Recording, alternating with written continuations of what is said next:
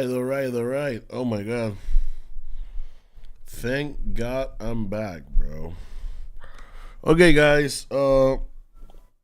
This is gonna be a new. Okay. Hey guys, welcome back to my channel.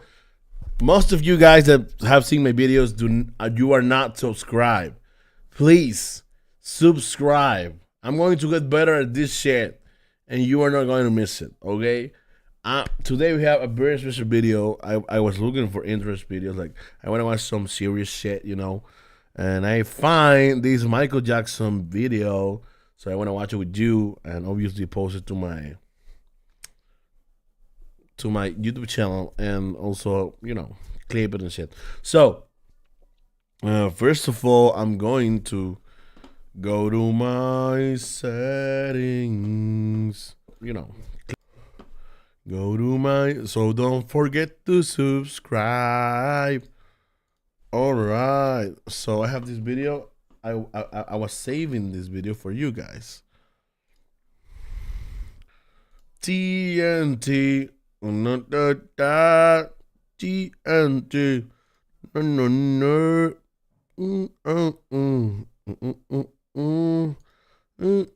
okay, wait, I got this. Oh shit, sorry.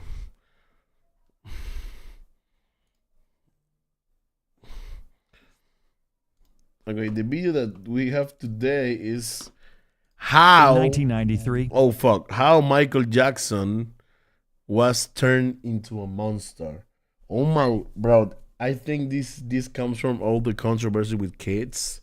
So I'm going to just like show the video, react to it, and see what really happens, because I don't know. I was a huge fan, but when this happens, like, I was pretty skeptical. I always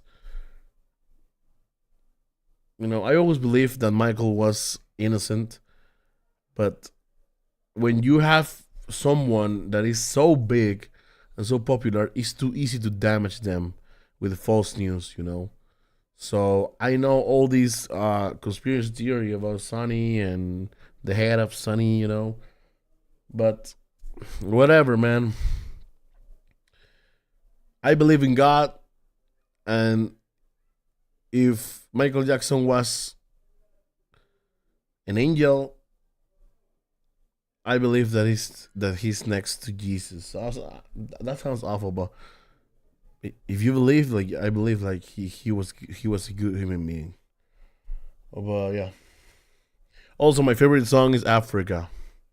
So I don't know. Let's do it from the beginning. In 1993, after being accused of child... Oh shit! Sorry. I forgot the headwear. What? The headphones. Oh my god! Every time, bro. I hate these fucking. Sorry.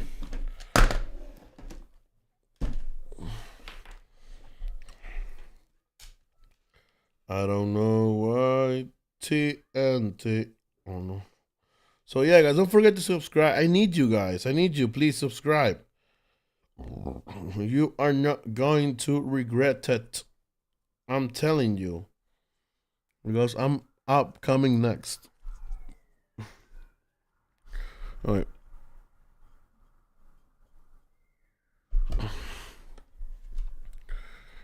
child molestation and becoming the subject of a criminal investigation.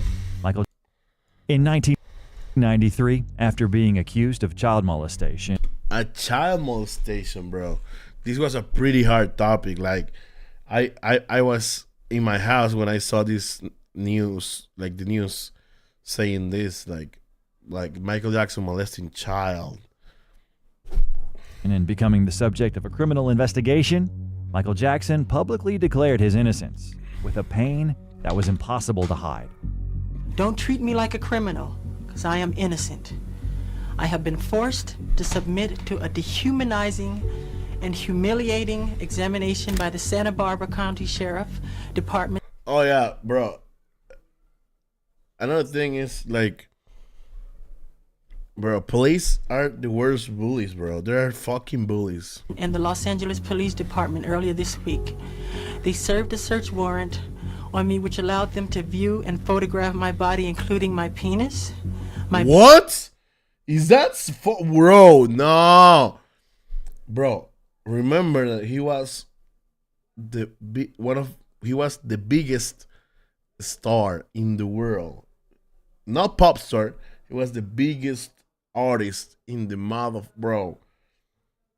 Oh my God, bro. buttocks, my lower torso, thighs, and any other area that they wanted. They were supposedly looking for any discoloration, spotting, blotches, or other evidence of a skin color disorder called vitiligo, which I have previously spoken about. Yeah, my sister has vitiligo, and it has it's like a disorder, like on your genetics, like when you suffer from much stress, like sometimes you develop this illness. Yeah. The warrant also directed me to cooperate in any examination of my body by their physician to determine the condition of my skin, including whether I have vitiligo or any other skin disorder. The warrant further stated that I had no right to refuse the examination or photographs, and if I failed to cooperate with them, they would introduce that refusal at any trial as an indication of my guilt. Oh my God, this is awful, bro. This is awful. This is like, bro, like you are good one day and then you're in hell. And this happens, I think, right after he said something about the head manager or the CEO or the head of Sony. I don't know. Denny, I don't know his name. It's the most humiliating ordeal of my life. One that no person should ever have to suffer. Throughout his career, Michael Jackson faced constant criticism and humiliation, which led to deep insecurities that had been instilled in him since childhood. Although in reality, he never truly had a childhood at all. And I remember going to the recording studio. There was a park across the street, and I'd see all the children playing, and they'd be rooting and making noise, and I would cry. It'd make me sad that I would have to go and work instead. Wow. This is hard. Like, yeah. As a child, Michael had no time for fun. He spent most of his days in the studio under the strict supervision of his father, Joseph. Bro, his father has a fucking funny face, but he was the fucking devil, bro. Look at this. He looks like a fucking clown. Like, no joke. Like, look at this. Look at his eyebrows, you know. Jackson, who was determined to push his children towards success in the music industry. I'm divided in this. Like, okay, if I have children, I want them to be perfect. If I like have a dream with them, I'm going to do like anything that is on my hands to push and be successful with them. But he was torturing them. I think it's a way to educate, like with punishment. But Michael always said that it was terrifying. You know, it was like not a punishment. It was like a fucking. They were beating him up. You know, that's different. So.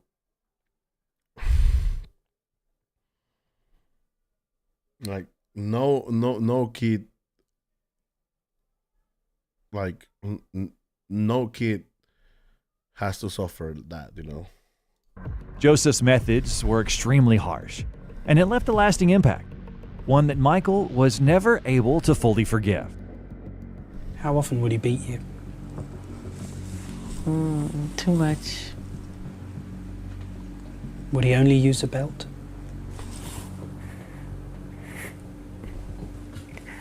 Why do you do this to me? Michael Jackson was born.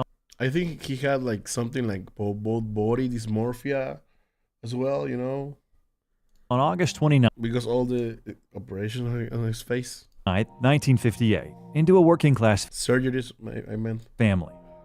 His mother, Catherine, Oh, August sorry. 29th, 1958, into a working-class family. His mother, Catherine, was a homemaker who occasionally worked as a sales clerk, while his father, Joseph, He has a fucking funny face, bro. I want to punch him so hard in the fucking face. bro.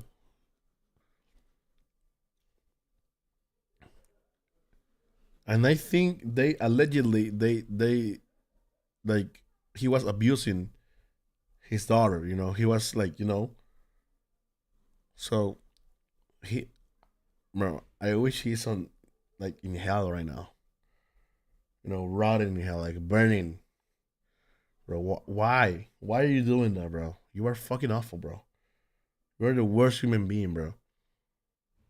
But I know that you were strict, that we get strict, but I get the strict part. I had my father was strict, but bro. Former boxer, worked at a steel plant. There were 10 children in the family, and Michael was the 8th. At some point, his father noticed the musical talent of his children and decided to form a group with them. Joseph was driven by an intense desire for success, and in his children, he saw a way to fulfill his own unrealized dreams of becoming a great musician. At first, only the older brothers performed, but young Michael Jackson joined them at around the age of 5. The group was initially called Jackson Brothers, and later became known as the Jackson 5. They performed in small clubs, cheap venues, and sometimes even strip clubs. Soon, the group began winning vocal talent shows, one after The Jackson 5 is a pretty good fucking name. It's a very catchy, very catchy name. another, largely thanks to Michael. Interestingly, at one of these competitions, their rivals seriously discussed that the Jacksons should be feared because they supposedly had a dwarf lead singer whom they were passing off as a child.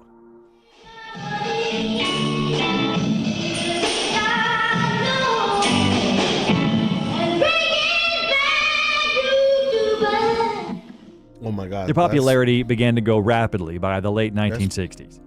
That's pure talent, bro. Michael, who was around 10 years old at the time, firmly established himself as the lead vocalist and the main star.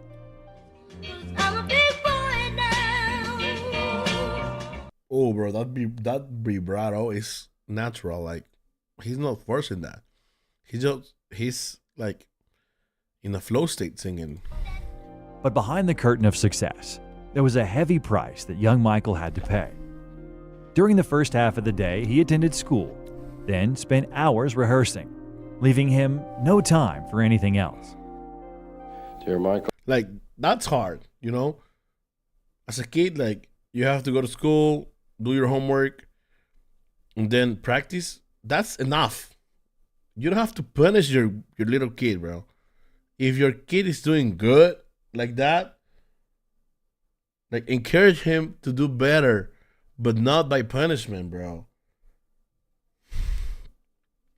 I know, I get this thing, like, you have to be crazy to be the best. You have to be delusional.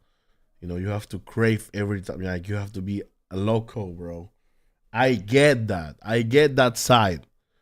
But beating a kid is not the fucking, like, answer, you know? Like, bro, that was his father's frustrations. Because he didn't make anything at all. Like, he wasn't, like, the biggest. He was a regular artist, you know, I believe. But I know the obsession. I know that part. But beating up a kid is not the answer, bro. From Long Beach, Deanna Carroll, who's 16. What school do you go to? Do you go to a school? Yeah, I go to private school in the valley. Do the kids stare at you Private? What the hell? because you're so rich and famous? Do they? Do they stare at you? Not because of it. It's kind of a school like the kids already in the business. Like, Nice. He's very well spoken, bro. I can notice that. He's like, he has presence. He's so calm, you know. He's responding like with a lot of confidence. But I can see the fear in his eyes a little bit, you know. There are other singers, dancers, and aerialists, and jugglers, and tumblers, and so on. And these rehearsals were often brutal, causing Michael to hate his father more and more each time. And if you miss a step, expect to be, Just let me go back. You just said that you would practice the dance steps and your father would be holding a belt in his hand. Is that what Yeah. you just said? yes. and he would tear you up if you missed. How often would he beat you? Too much. Would he only use a belt?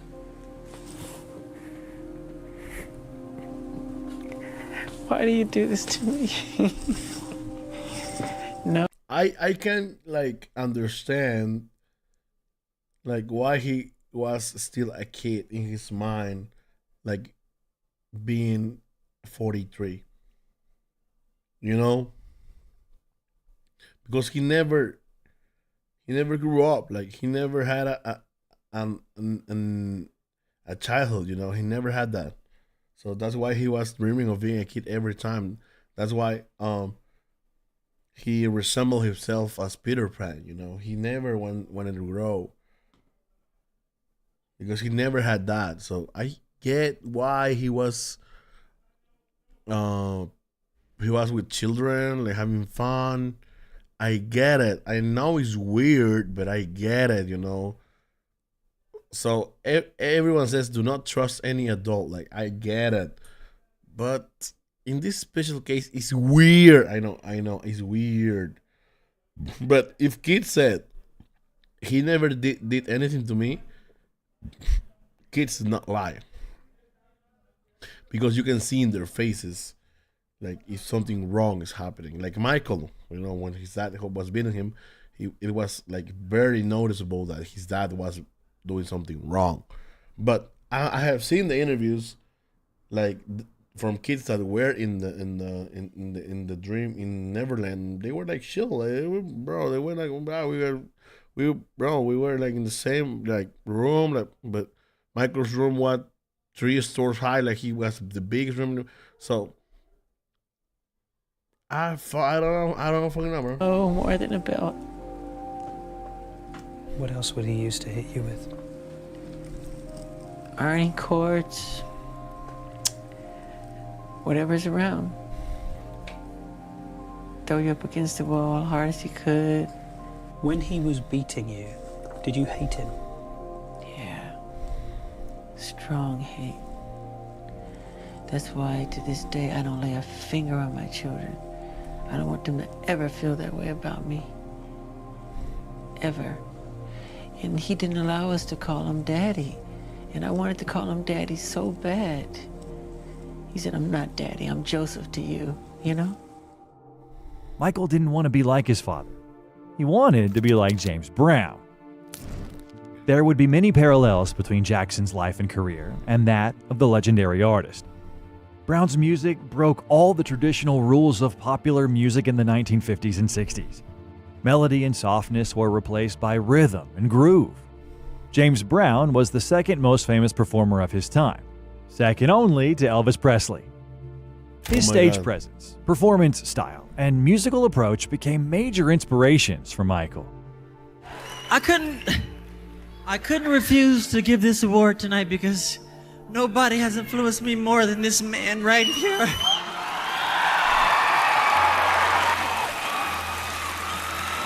I really love to be a performer, bro. That's pretty good. 1968 became a breakthrough year for the Jackson 5. They were discovered by Motown Records, and after years of hard work, the boys, who had barely experienced childhood, finally began to see what they had been working toward. However, the contract was far from ideal. The label had full control over the group's repertoire, and they were only paid for music that was officially released. They could spend months in the studio without releasing anything and earn nothing in return. But this was the reality for young artists at the time, so the Jacksons didn't complain. For them, it was a chance to become stars. After long struggles and disagreements, they finally released their first single a year later.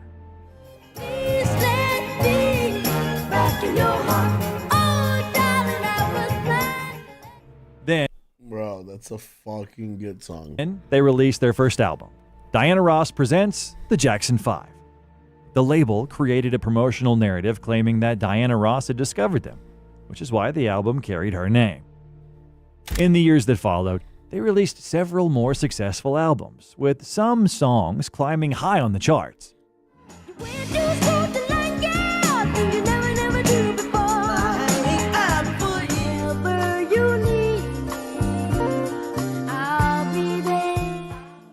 However, just as quickly as the Jacksons rose to fame, they began to lose it. Around the same time, in 1971, Joseph Jackson learned that their main competitors, the family group The Osmonds, had released a solo single by one of their members, which significantly boosted the popularity of Donny Osmond. Joseph decided they needed to do the same with their own lead singer, Michael. In 1972, the single Got to Be There was released. That marked the beginning of the solo career of the man at the center of our story.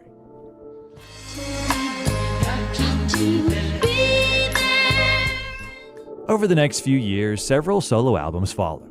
One song in particular stood out and became a major hit.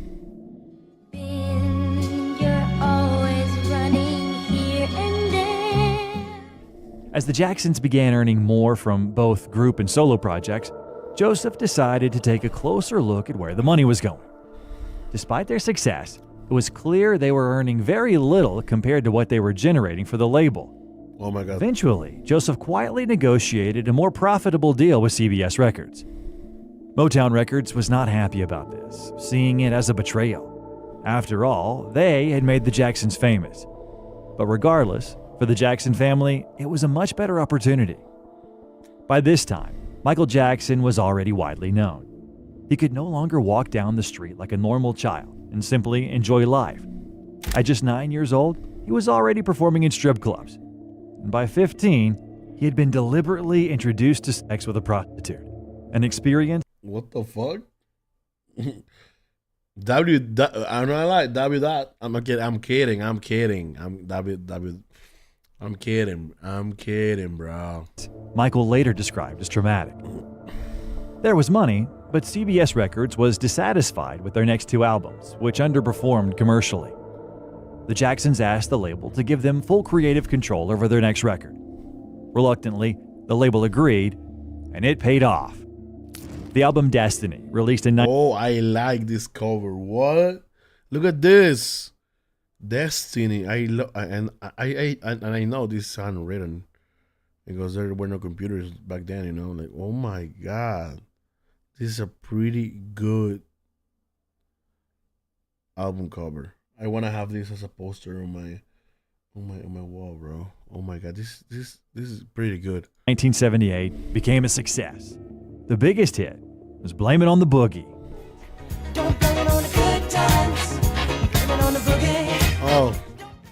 Around the same time, Michael suffered a fall on stage and broke his nose.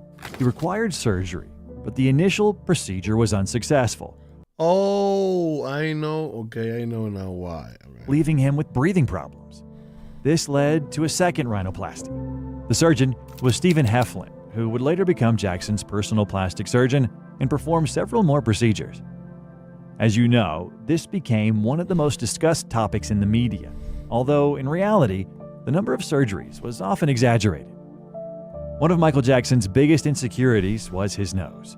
His brothers teased him with the nickname Big Nose, even though he had inherited it from his father. Ironically, Joseph Jackson himself denied that the nose came from him, which Michael clearly understood was absurd. Is it true that your father used to say you had a fat nose? Yeah. What did he say? What did he actually say? God, your nose is big. You didn't get it from me. Joseph also That's why he's traumatized about his face now. Consistently denied ever abusing or mistreating him.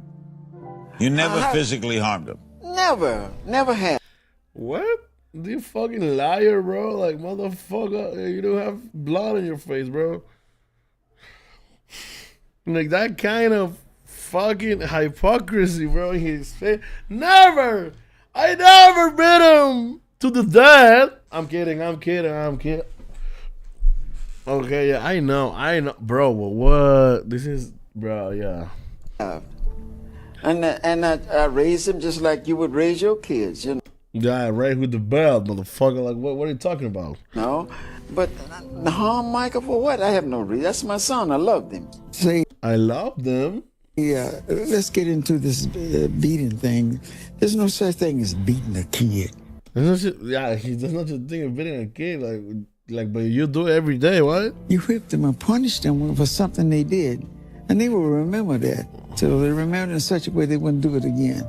That's the way I was. Yeah, I know, but brother, you were like beating them, like no punishment, like no like one fucking like you were doing like you die, motherfucker.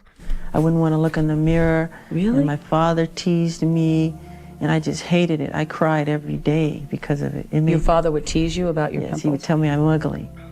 Your father would say Yes, that? he would. Sorry, Joseph. Yeah. However, despite all of this, one event would change Michael Jackson's life. He starred in the film The Wiz. The leading role was played by Diana Ross, while Michael played the Scarecrow. The film was a box office failure, but for Michael, that didn't matter, because it was there that he met Quincy Jones, a musician, composer, and producer who would soon have a massive impact on his career. Quincy saw something in the young artist that went beyond just a talented vocalist. After the film, Michael returned to performing with his brothers, but he no longer felt the same connection. He began to realize that his brothers, his father, and even the label were holding him back rather than helping him. Yeah, bro, if you have a conversation with Quincy Jones, that opens your mind. Like, bro, like him having that kind of potential and gift. Like, I know how Quincy Jones like elevated him. Like, bro, you're such a talented kid. Like, you should do your own shit. You have everything. Like, I'm not saying that you don't need your brothers, but you might be better on your own. I don't know. I think Quincy Jones put like that possibility in his mind. So that's why he got the advice and he listened to the advice. Secretly, he reached out to Quincy Jones and asked him to help produce a solo album. Although this didn't mean he was leaving the group, his brothers reacted coldly. After all, the group's popularity largely depended on Michael. Yeah, that's very true. But that was his way. If his father never beat him, I think Michael was never going to leave Jackson's 5, because I know he cares about family. He cares about family. And, you know, if you grow up in a loving family, you are not going to leave your family. But he was being punished. So, okay. The industry also doubted the collaboration. Quincy Jones was respected, but seen as more traditional, and few believed he could produce a modern R&B album. Soon enough, however, he and Jackson would go on to win multiple Grammy Awards. Oh my God. Together, they created the breakthrough album Off the Wall, which achieved massive commercial success. Oh my God, bro. I remember this album. On the surface, I'm not that old, okay? I was born in 97. Everything looked perfect. A young, energetic performer dominating the charts. Behind the scenes, Michael Jackson was deeply lonely, struggling with acne, insecurities about his appearance, and constantly avoiding journalists, afraid of uncomfortable questions. And he still wanted to break free from the control of his father, who continued to demand complete obedience and refused to accept any resistance. You're a fucking manipulator, bro. What? Once again, in secret, Jackson met with attorney John Branca. He told him he had only two goals: to become the biggest star in show business and the richest one. Branca's job was to make that happen, and he did. Branca also secured a deal allowing Michael to leave the family group at any time without penalties, and legally ensured that he would never have to record with his brothers again if he didn't want to. Oh my God. What Michael truly wanted was something much simpler: to walk through a park like a normal person. Nah, that's impossible, bro. You being Michael?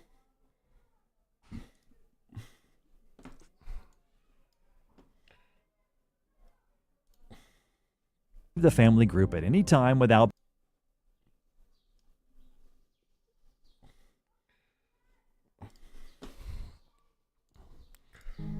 the lack of freedom weighed on him so heavily that in the early 1980s he developed a strange routine. He would glue on a fake beard, wear an old hat, dress like a homeless man, and wander around Los Angeles unnoticed. That's pretty funny. That's pretty funny. And that's fun. Like, that's pretty, like... But it didn't last long. One day, he entered an antique shop, and the owner assumed he was a thief and called the police. Jackson was terrified. He tried to explain to the officers that he was Michael Jackson. They didn't believe him and took him to the station. After that, he never attempted anything like it again. Oh my God, bro. The racism, always. In 1981, Michael once again reached out to Quincy Jones to begin work on a new album, one that would surpass everything he had done before. This decision created tension within the family. His brothers continued releasing music as the Jacksons, but their commercial success was nowhere near the level Michael was already achieving as a solo artist. Quincy assembled a team of top musicians and songwriters around Michael, but unlike the rigid studio system he had experienced at Motown, here he was given far more creative freedom. Quincy didn't see Jackson as just a performer. He treated him as a collaborator and partner. Michael could spend hours debating harmonies, tempos, and vocal delivery. That's a lot for the game. I'm a producer. I love music, but but to be aware of such a detail, like to reharmonize, to go phrase by phrase, that's the old way to make music. Nowadays, people just write and freestyle and do shit like that.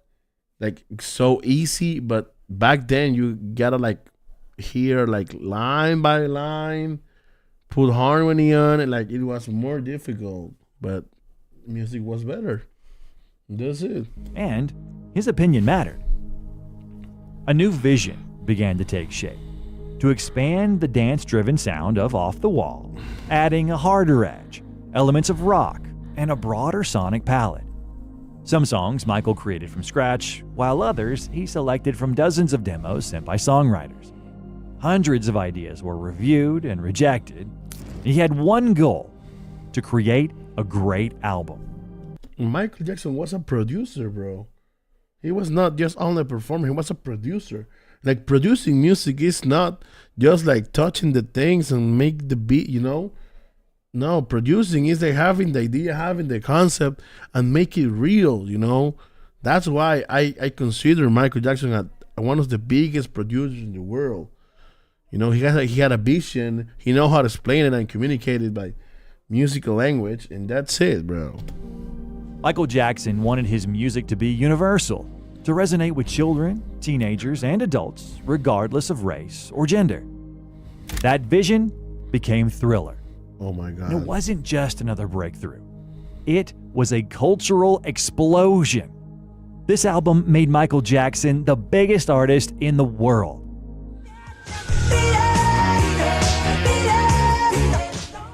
Then came the legendary music video Thriller. In it, Michael walks his girlfriend home, only to transform into a zombie and dance alongside creatures rising from the grave. The production cost a record-breaking $500,000, and the impact, and back then, $500K was a fucking load of money, was enormous. The video essentially created a new format, the cinematic music short film. Wow. Oh my God. Okay, they censored the video. Michael broke down a barrier that had long divided audience by race.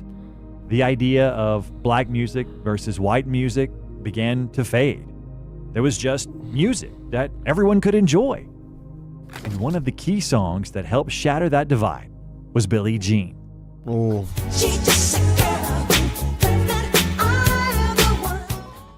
Billie Jean became the most important song of Michael's career.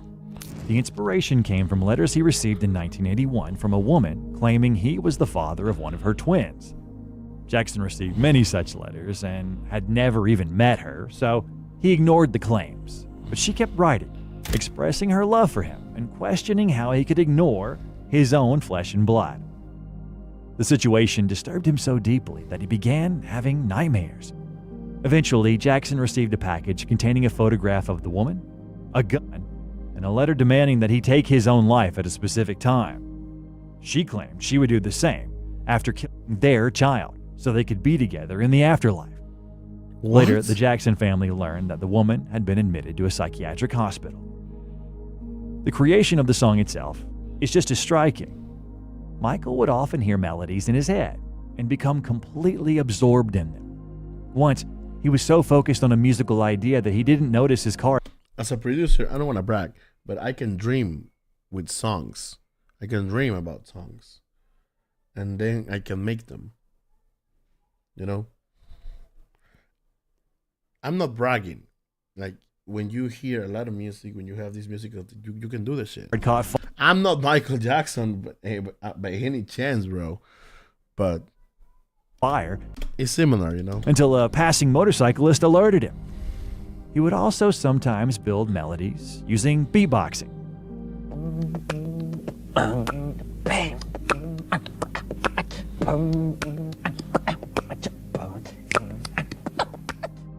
Jackson had disagreements with Quincy Jones over this song, even though Michael was convinced it would be a major hit. According to some sources, Jones considered it too weak for the album, although he later denied this himself. Jones didn't like the demo version of the track and wasn't impressed with the bass line. He also wanted to cut the 29-second intro that Jackson had created. However, Michael insisted that the intro remain. According to Jones, he gave in when Michael said that the music made him want to dance. And when Michael Jackson tells you this is what makes me dance, well, there's nothing left to say.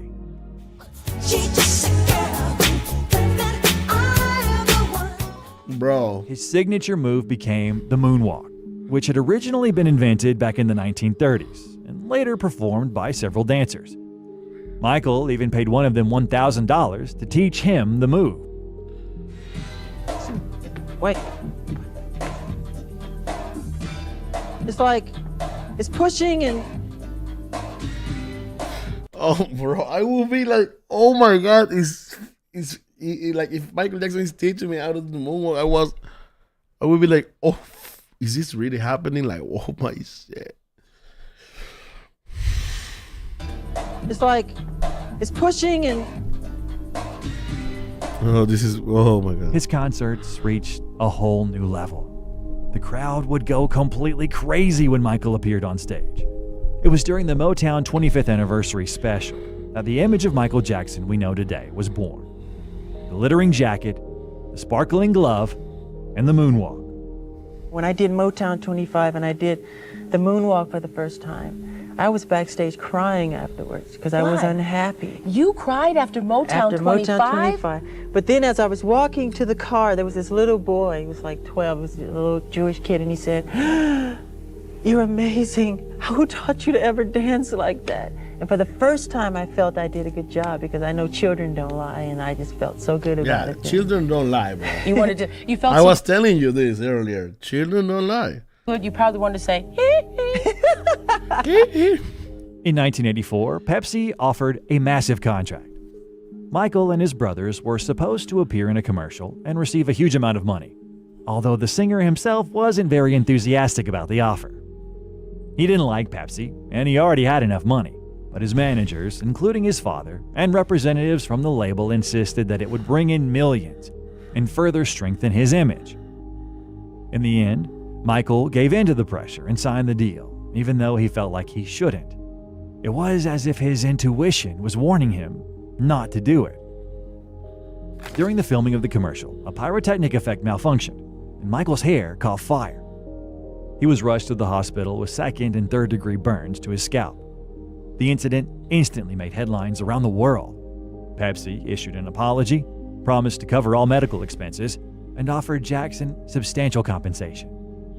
At first, there were rumors that he would sue Pepsi, but the situation was ultimately resolved peacefully. Michael publicly announced that he donated the entire $1.5 million settlement to burn centers. Oh my God, bro. Like, I hate Pepsi. I'm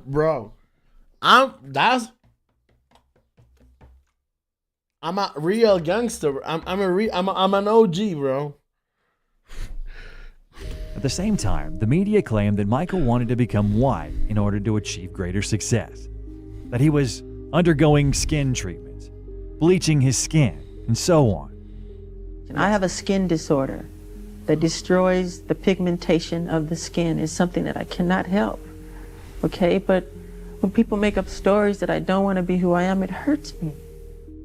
In reality, Jackson had a rare genetic condition called vitiligo. As the disease progresses, the skin loses melanin, causing white patches to appear. Over time, these patches grow, merge, and eventually the skin becomes extremely pale, almost translucent. Vitiligo can worsen due to stress and certain medications, which is why the condition became more noticeable after the burn incident. Unfortunately, Michael struggled to look at himself in the mirror. And so when you look in the mirror now and the image that looks back at you, are there days when you say, well, I kind of like this, or I like my hair today? Or, I'm never I think pleased I'm with pretty myself. cute today? No, I'm pretty cute today.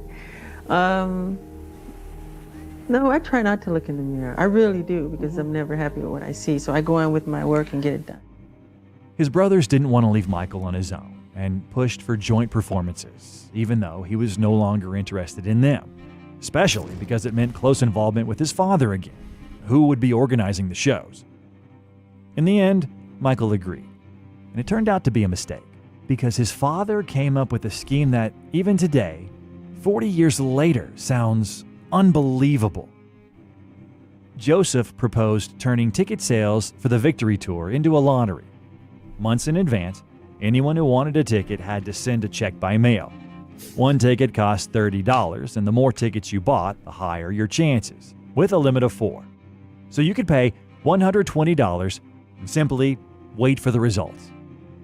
Only about 25% would win, while the rest would be left watching from home at best. Joseph planned to put all the money into the bank and earn a substantial amount of interest from it. Michael was against this scheme, but he couldn't stand up to the family on his own. When the scheme became public, all the accusations were directed at Michael Jackson, not at his father or his brothers.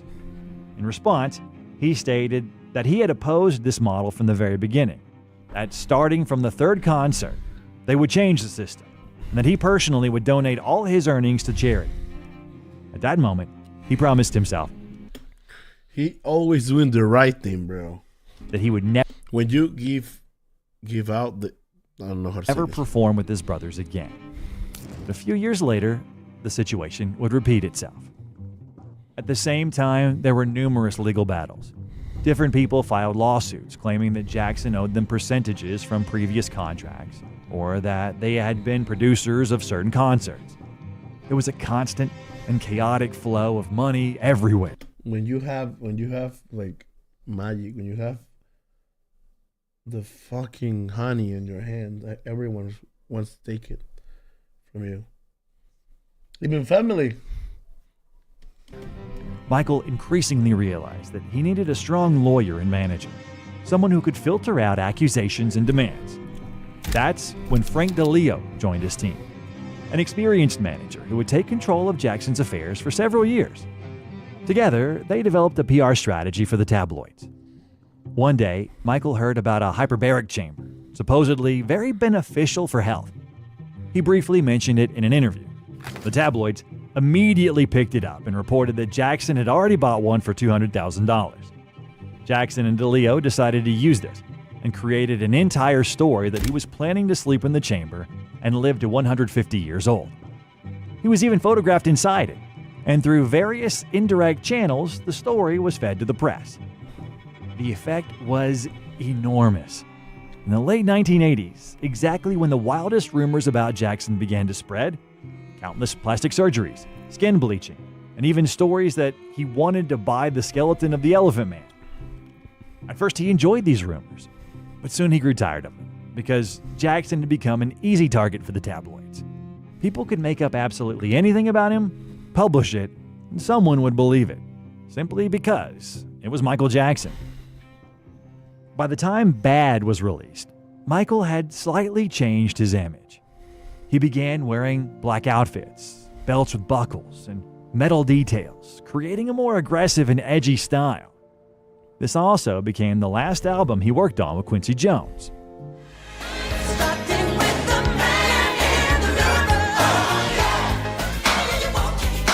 Oof. In 1991, Dangerous was released. By that time, his dominance in music had started to decline, as rock was rising in the industry and new youth idols were emerging.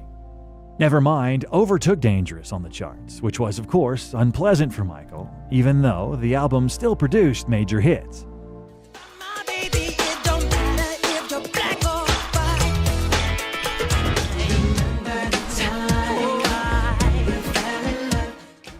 At the time, Michael Jackson was not focused on music at all. The early 1990s were extremely difficult for him. In June 1990, he was hospitalized due to severe chest pain during one of his intense dance rehearsals, which were part of his weekly routine. When he was brought to the hospital, he was holding his chest and looked pale, weak, and seriously ill. Numerous tests were immediately conducted, but everything came back normal. However, experienced doctors understood that it wasn't a physical condition, it was a panic attack.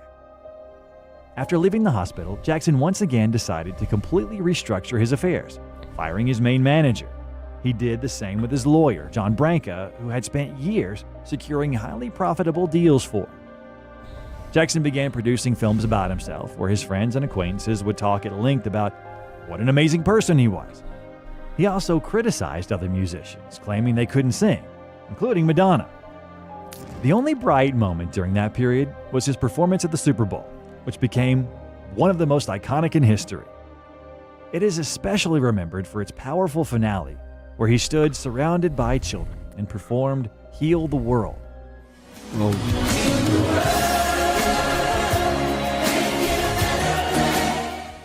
In one of his interviews, Michael said there was something more important to him than music: helping sick and underprivileged children. Every 3 weeks, groups of children with serious illnesses or from difficult backgrounds would come to Neverland Ranch. Bro. Because I didn't have it then, I compensate for that. Really? I mean, when people wonder why I always have children around, because I find the thing that I never had through them. You know, Disneyland, amusement parks, arcade games. Bro, he liked to climb trees, bro. Like, he was a child. His inner child was alive. Like, I'm saying, like, that's why I believe him. I'm because, like, children don't lie. Like, you can see the truth in their eyes. Like, that's why I believe Michael. In the 1980s, Michael met a 12-year-old actor, Emmanuel Lewis. At Michael's mansion, they would play games, pretending to be animals or cowboys, rolling around in the grass like little kids. The story reached its peak when Michael and Emmanuel checked into a luxury hotel, registered as father and son. What exactly happened there is unknown, but shortly after that, they stopped seeing each other.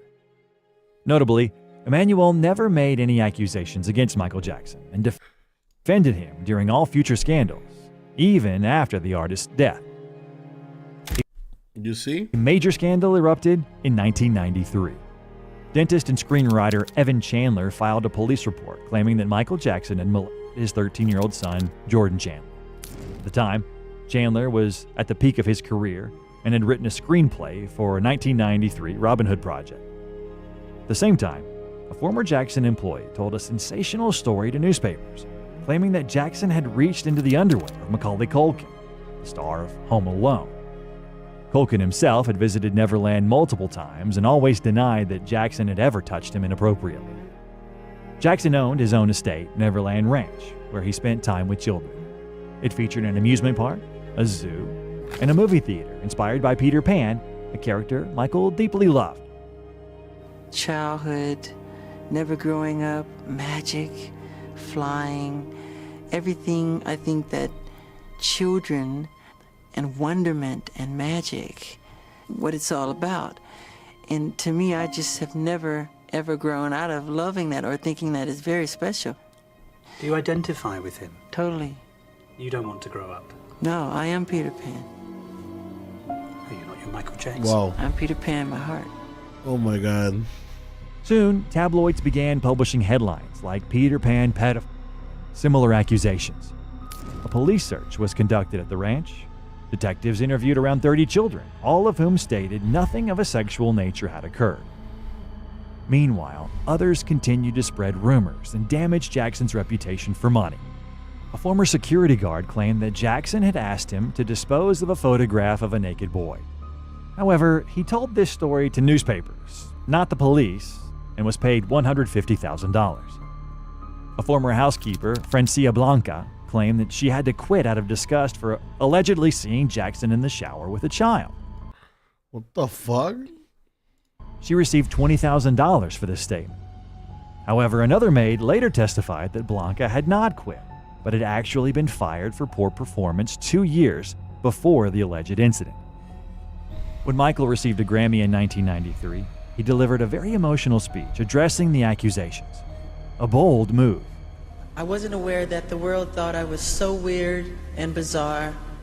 The following year, details of the accusations began to emerge, giving Jackson's lawyers significant arguments. First, it's important to note that Jordan Chandler's parents were divorced.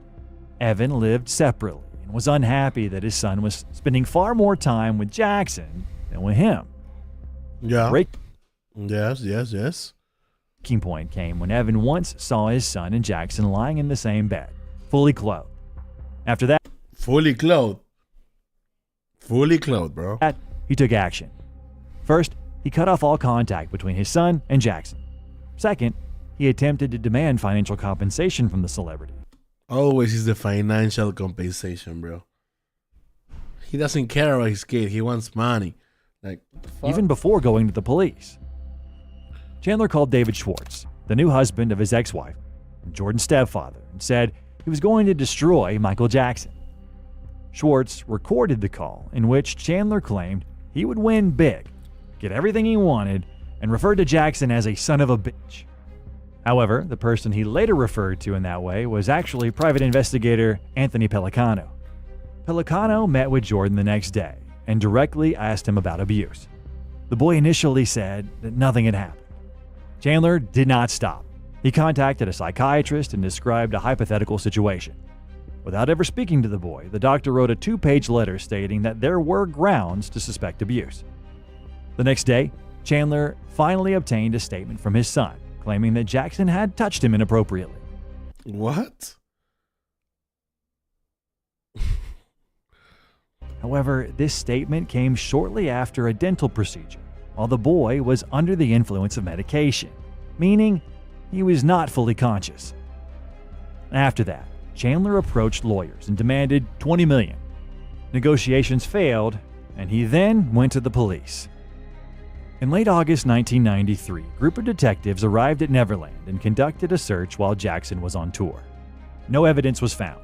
Children who stayed at the ranch stated that nothing inappropriate had occurred.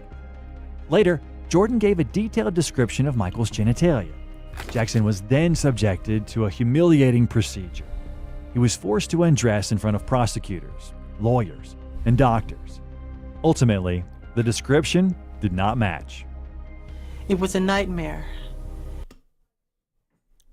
A horrifying nightmare. But if this is what I have to endure to prove my innocence, my complete innocence, so be it. Throughout my life, So be it. I'm kidding. I have only tried to help thousands upon thousands of children to live happy lives. It brings tears to my eyes when I see any child who suffers. I am not guilty of these allegations, but if I am guilty of anything, it is of giving all that I have to give to help children all over the world. It is of loving children of all ages and races. It is of gaining sheer joy from seeing children with their innocent and smiling faces. It is of enjoying through them the childhood that I missed myself. All of this ended in a settlement. That's a good statement. With Michael paying $15 million. However, as one juror later said, he had not heard a single substantiated piece of evidence proving Jackson's guilt. Still, a large portion of the public believed he was guilty and trusted what was written in the tabloids. And yet there were many other stories the media could have written about. For example, in 1994 at a hospital in Budapest, Michael Jackson met a young boy named Bela Farkas, who had been born with a severe liver defect and abandoned by his parents.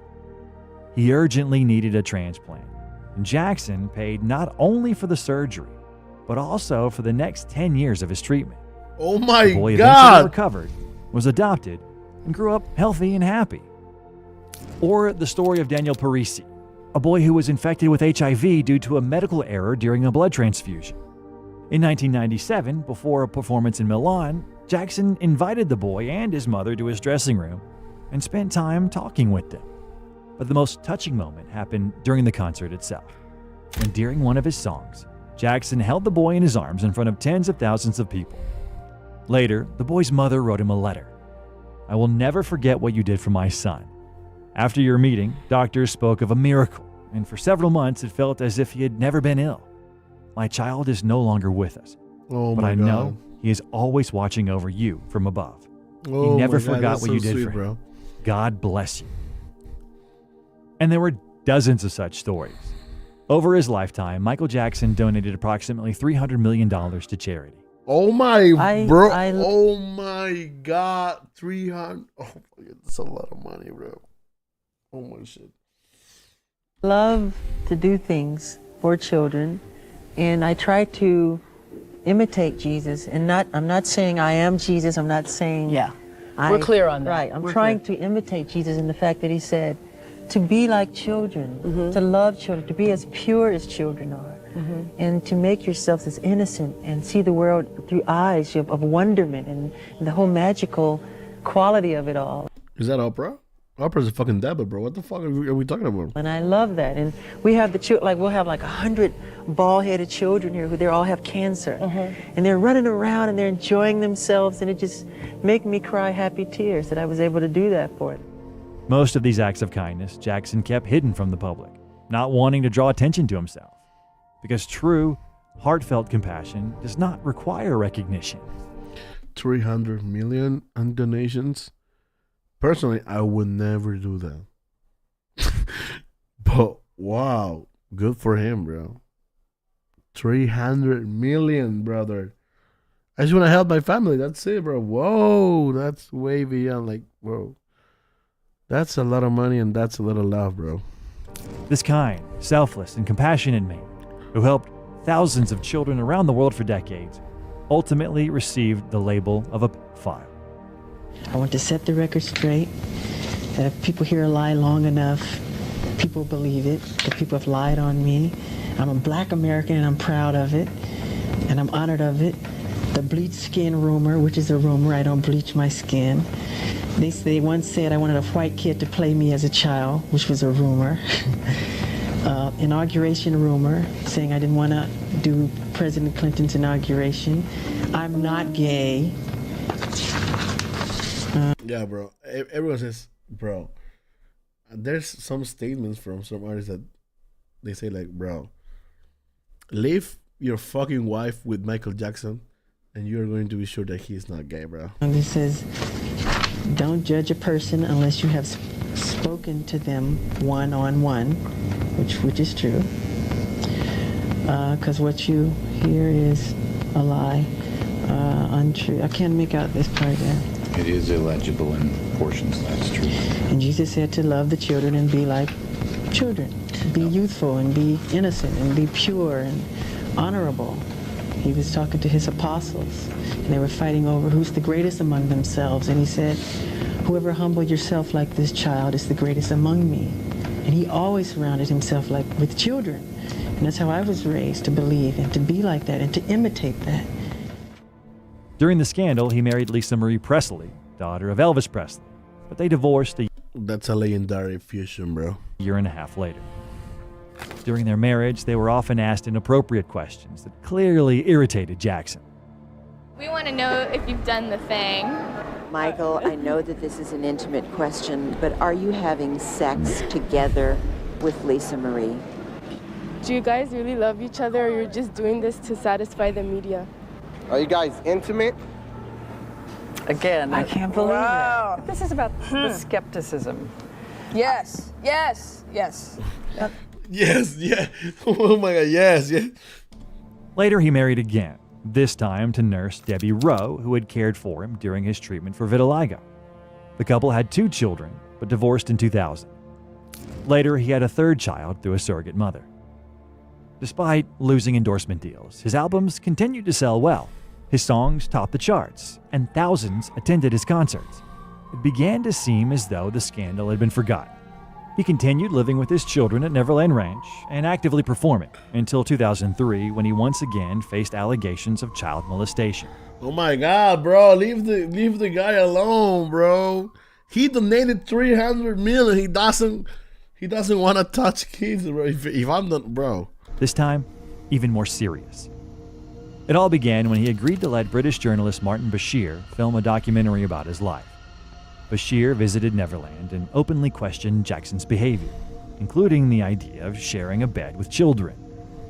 Is that right, Michael? It's very right. It's very loving. That's what the world needs now. More love, more The world needs more heart. The world needs a man who's 44 sleeping No, in a you're bed making with it. children. No, you're making it all wrong. Yeah. You're making it all wrong, bro. Like sleeping is sleeping, you know. Like I can sleep like here. I am a kid, like, and my friend can sleep right there. Like that's sleeping, you know. Like everyone on his own. After the documentary aired, a wave of moral panic erupted. The media began portraying him as a potential threat to children. Once again, articles, scandals, and heated debates flooded the public space, quickly escalating into chaos. Even Eminem decided to mock him in his work. Jackson was deeply hurt by the song and video Just Lose It. I'm not gonna lie, this is a banger. I didn't know it was for like a diss to Michael, but when I was like 16, 18 years old, I was listening to this. I was blasting this song, bro. I've never met Mr. Eminem, and I've always admired. Also, Eminem declared like he never get to apologize to Michael. I'm just saying, bro. I'm just saying. I'm not defending Michael, but I'm just saying. I'm just spitting facts. And to have him do something like that was pretty painful as an artist to another artist. And it's sad because, well, I think what Stevie Wonder said is true. And I just don't want to say too much more than that. But he should.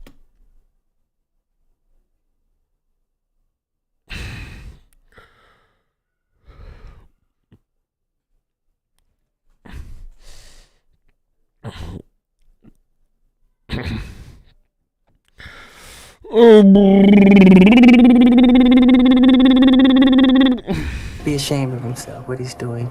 Stevie said he's bull. That's what he said. District Attorney Tom Sneddon, who had been involved in the 1993 case, reopened the investigation.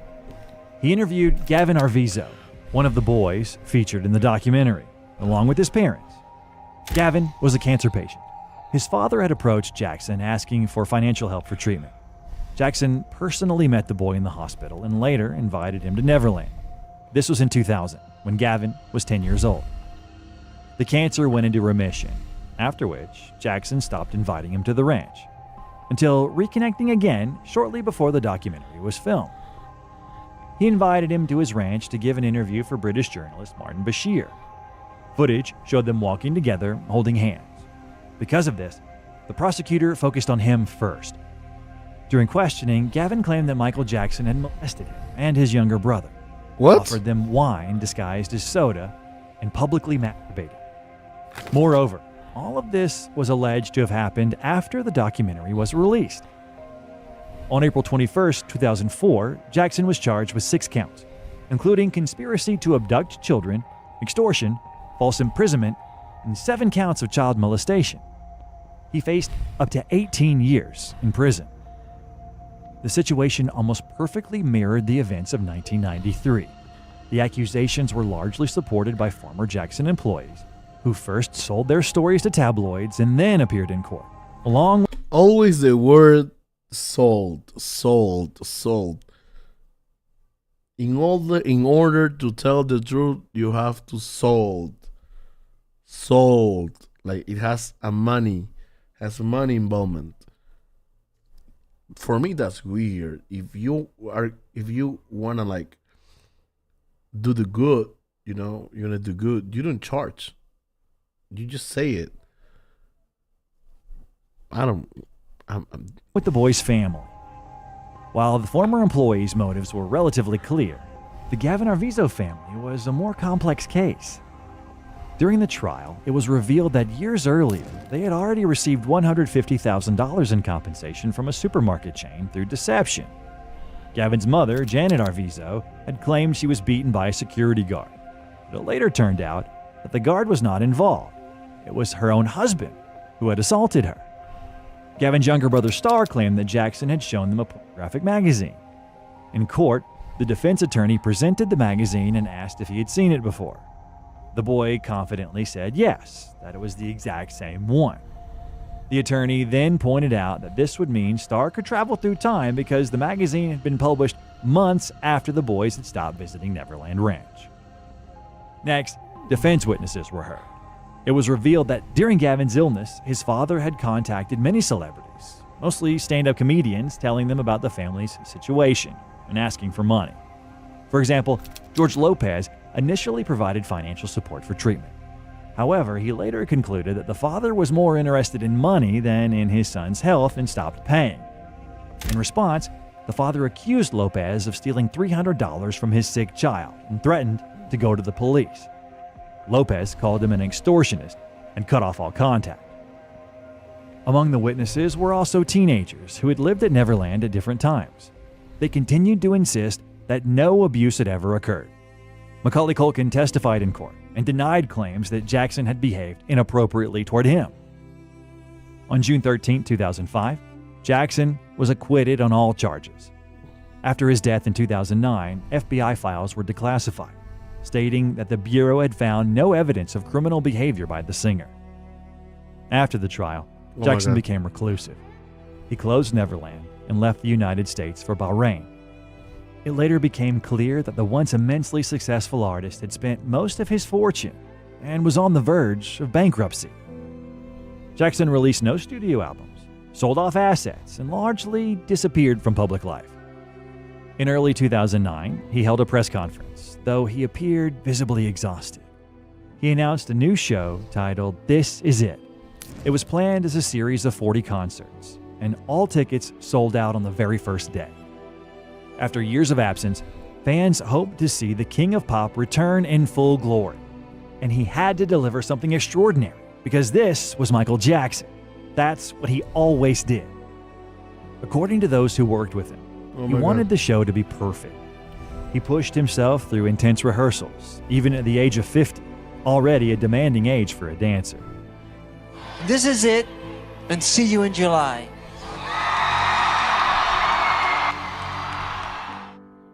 But sadly, in July, we never saw him.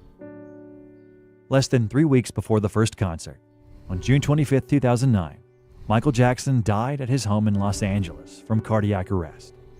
The cause was acute intoxication from sedative medications administered by his personal physician, Conrad Murray.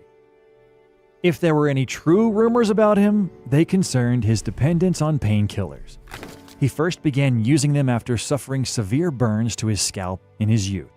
He later continued during the 1993 allegations to cope with stress. Over time, Jackson developed a dependency, which he attempted to treat, but the treatment did not have lasting results. Oh my God. In the final years of his life, he regularly relied on powerful medications to deal with insomnia and stress. Murray was found guilty of involuntary manslaughter and sentenced to 4 years in prison. If this were a fairy tale, I would say the king lived happily ever after. Yes. But our world is far from a fairy tale, and the king spent much of his life misunderstood, unhappy, and alone. Rest in peace, Michael Jackson. Rest in peace, Michael Jackson. In 1993. Oh, fuck. So, if you got to this part, don't forget to subscribe. Like, literally, subscribe. Please, subscribe. I'm going to subscribe to that. And, oh my God.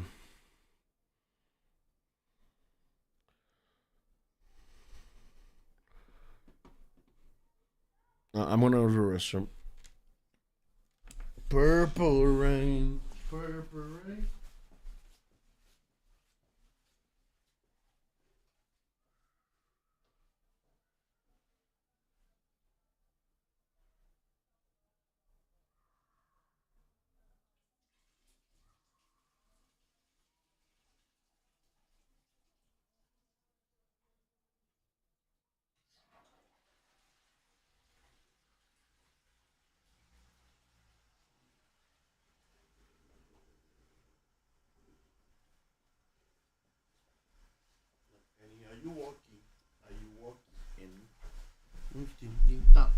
Oh my god.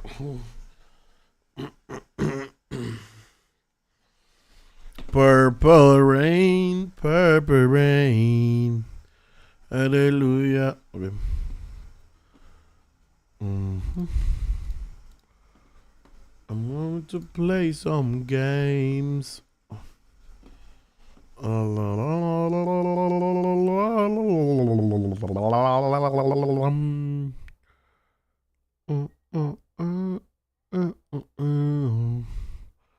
Hallelujah,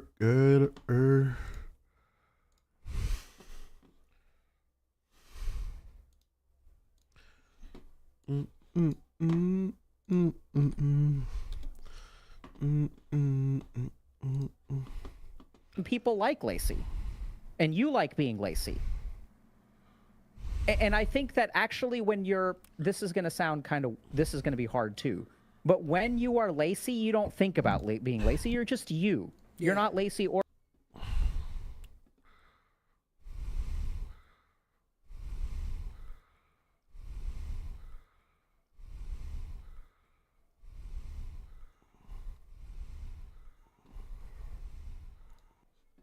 Saying the What is reason this? I like being on stream and being Lacey is because that's truly me.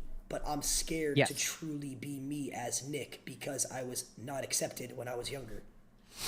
Fucking yes. Now you tell me. I couldn't have said it that way. You tell me, is that true? Because we don't know, right? That could just be a I feel the fucking same, fancy formulation. actually.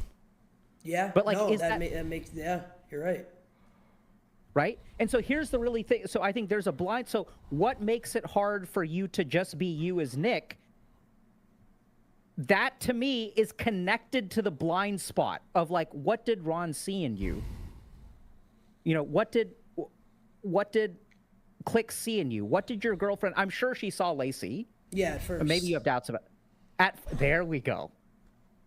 But at first, and then she got to know Nick. So you tell me, what did she see in Nick that made her really happy to be with you? I don't know. So that's what I'm saying, right? So there's this weird blind spot. We're like, I don't know. Like, I don't know what people see in Nick. I don't. Maybe. Right? I really don't know. I'm with you, right? So that's what I'm saying is I think this blind spot is tied to, because other people see something in you that is not Lacey, right? So we all know that what they see in Lacey, fine. You're hype, you're this, you're the public persona, but there's a handful of people that's like, hey, this 300-pound overweight kid, there's something. What's going on? Well, hell. What's going on? I don't know. Right? It's not just you see yourself as a loser playing Fortnite for 10 hours a day. I got to know if you can hear me. I can hear you. Okay. So you see a 300-pound loser is playing Fortnite for 10 hours a day, and they look at this guy and they're like, you know what? This is the dude. There's a diamond in the rough here. Like, this diamond is uncut. It's an uncut gem. We're going to hit the personal trainer. You're going to move in with me. They see something fundamental in you. And the reason that you're confused by that is because you can't see it in yourself. Because when you see yourself, you see the cuck chair. With me? Yep. Okay. So now I'm going to pause for a second. I don't know exactly where to go from here. Do you have thoughts or questions that you want to share? Thoughts that you want to share or questions that you want to ask? Not really. I think we've not really questions, no. Okay.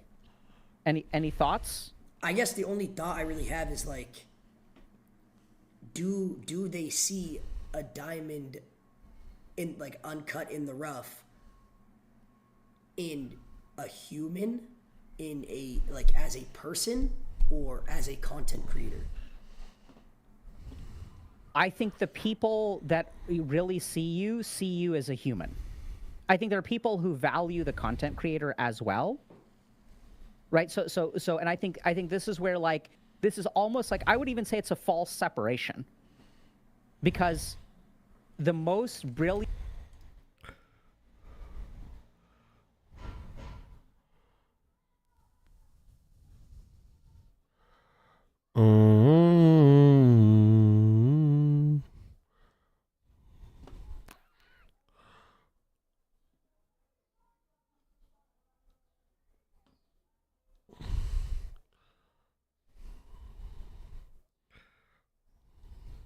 I don't know what to watch, bro.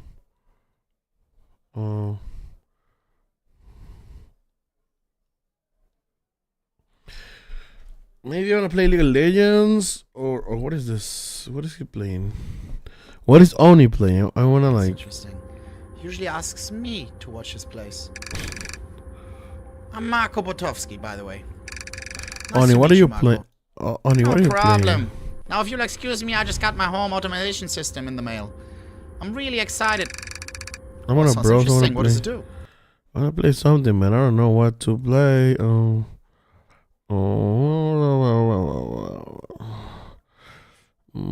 Fall Guys. I don't know.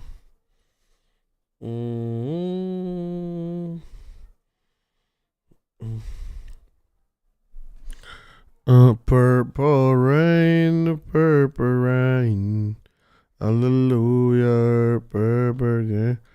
Well, Level Devil. We can play Level Devil, but I want other games like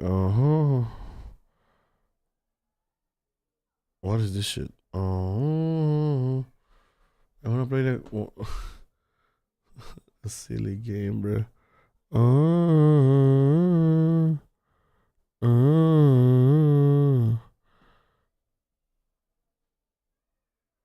What is this?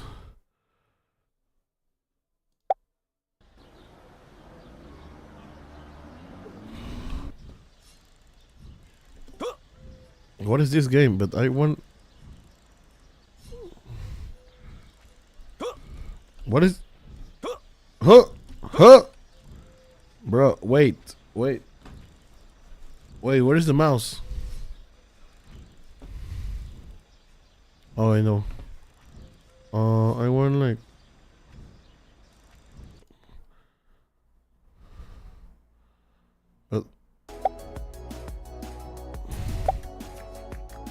Okay.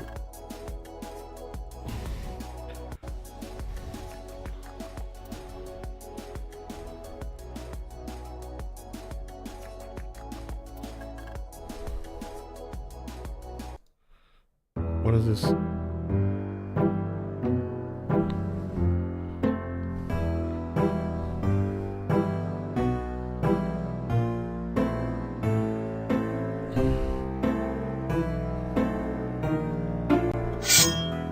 Okay, I need to kill him, right? You're gonna die! Oh fuck. I don't know what to play, bro.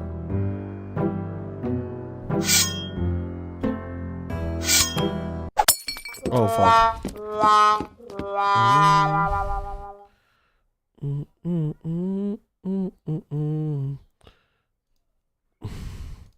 Finally a game. What is this? Oh my god, again a fucking scary game. Investigate the mansion. Okay, alright. Here we go again. You are here to investigate the sudden disappearance of Sylvia family.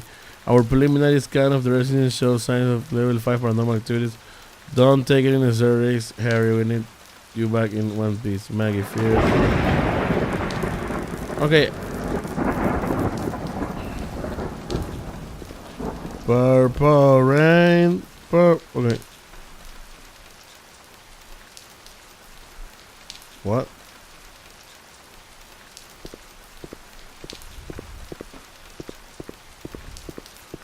Okay, this game is no joke. Okay. I'm not afraid of anything. Oh shit! Fuck me, bro. Again?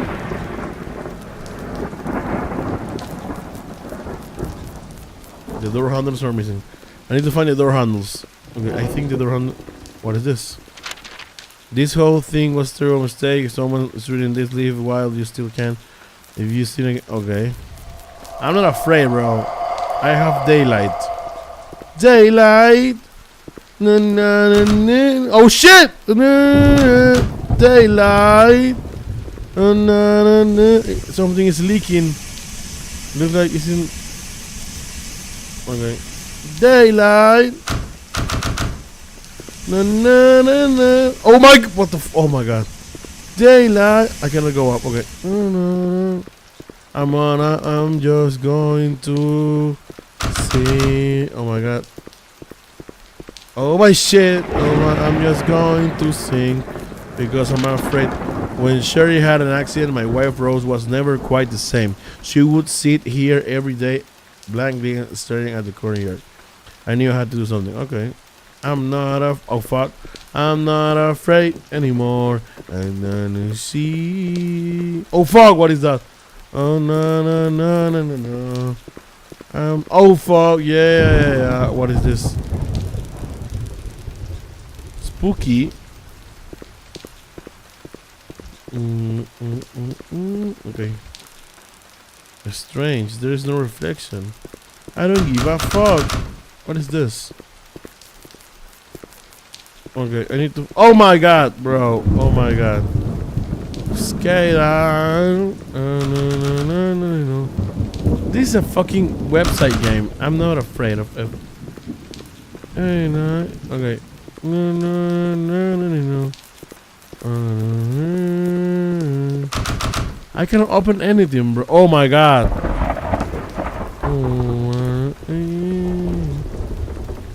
Daylight. Can someone please fucking... The trophy key. What is the fucking trophy key, bro? Wait.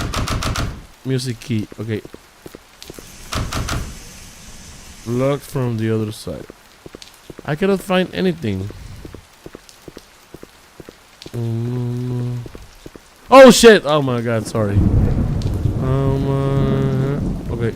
This shit is closed. I entered this house and it's closed. Okay, it's locked. Everything is locked. Oh no. I hate horror games. Oh my god!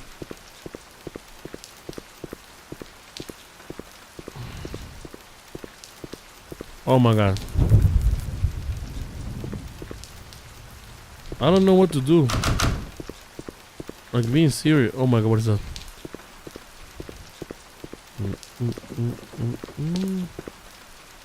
Guys, should I sit here? Should I sit here? No, right? Oh no.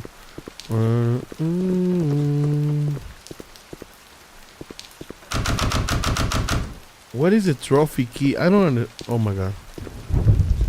Okay, something is leaking.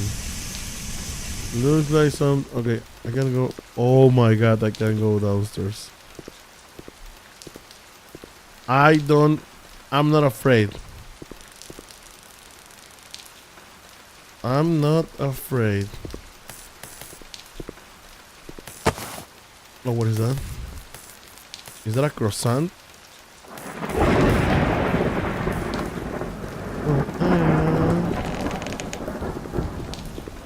Okay, that was weird.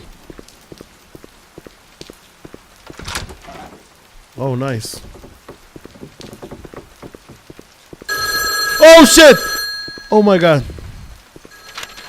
She always loved to watch me play. It calmed her down, so no matter how bad the day was, music makes everything better. I can do like I got the key. Prepare yourself.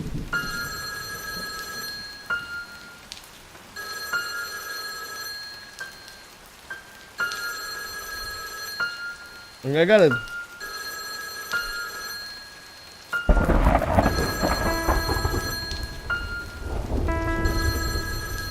Where's the phone, bro?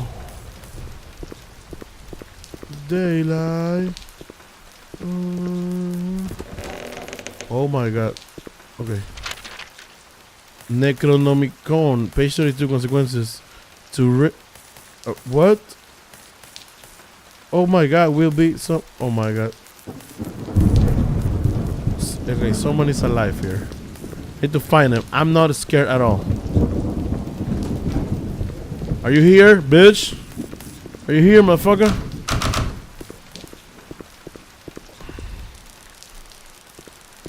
Okay, I got the key. Oh my god. I got the basement key. I don't want to have a fucking heart attack, bro. Oh my god. What is this? Oh, okay.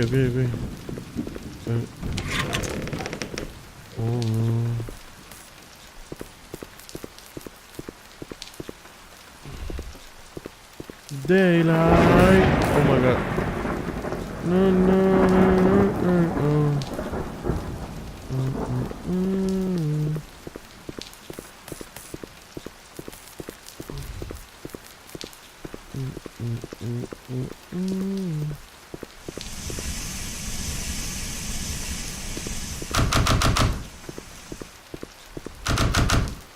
There's nothing happening in this game.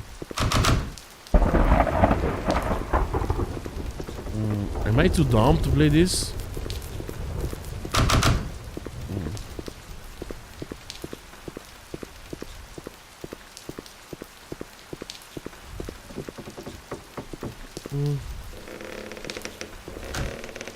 Oh my god.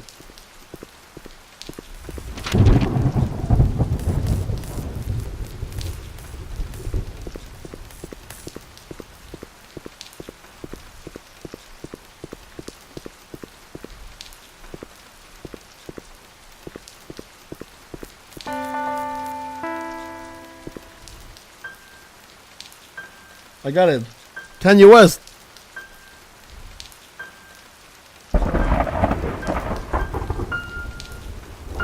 Oh!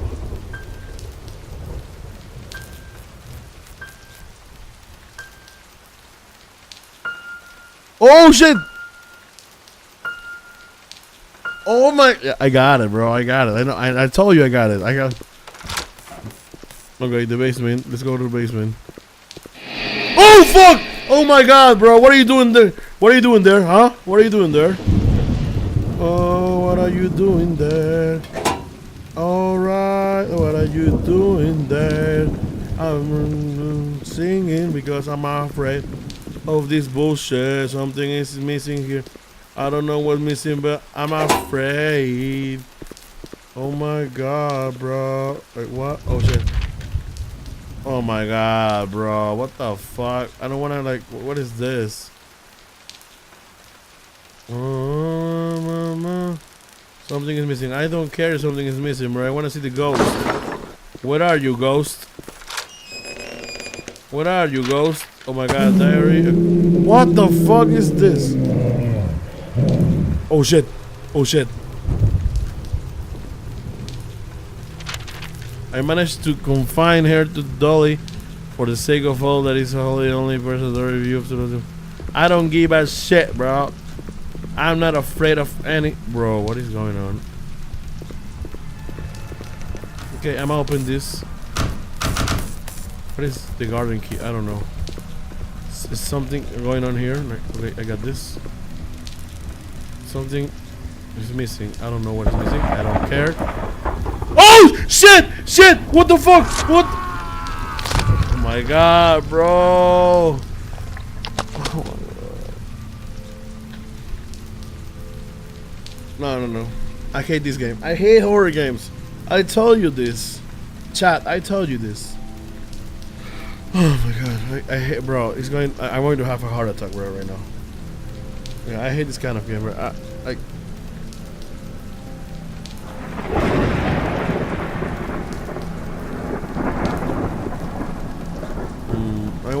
I want a platform game, something like that, you know.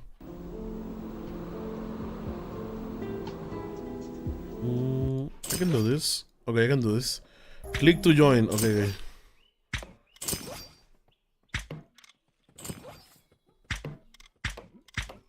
What am I doing here? Okay. Oh my god. What do I have to do? Oh, there's people here. Hi, how are you? What are you doing? Hey. Okay, shit. I'm gonna kill you. Oh, I got one kill. Oh my god. Fuck, I'm dead. Okay, again.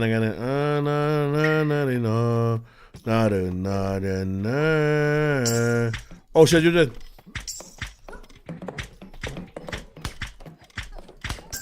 Oh! Another kill. Oh shit. No, they kill me, bro, again.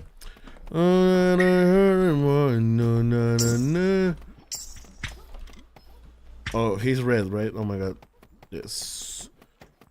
Oh. Why? He headshot me, bro. What? Oh, you're blue. He's no, he's red. Can I aim? I'm going to go to the base. I'm going to. What are you doing, huh? What is? Oh my god. I'm losing. I don't want to lose, bro. Oh no. Okay, I can go. Which one is my team? Oh my lord. Da da da da. Da da da da da da da da. Da da da da da da da. Da da da da da da da. Da da da da da da da da. Da da da da da da da da. Da da da da da da da da. Da da da da da da da. Da da da da da. Okay, I got him. I'm running towards. Okay, it doesn't matter. I'm going to camp one here.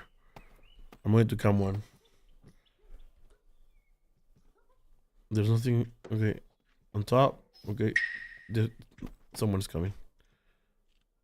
I might kill him. I want to kill him.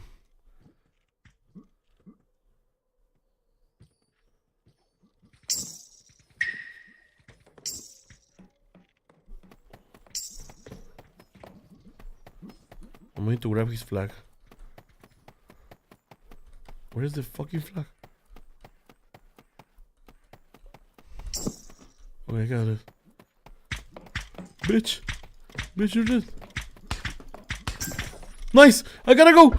Oh my god!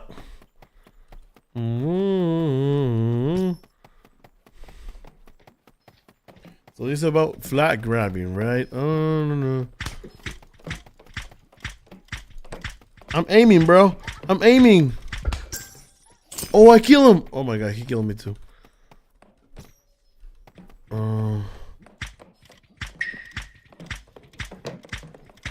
I'm bro, okay, I got an assist.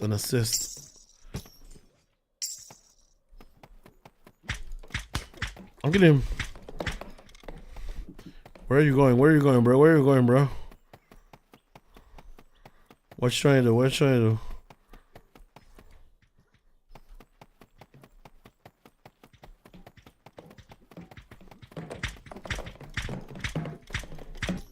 Oh my god! I almost fall. Oh, you're dead. Nice skill.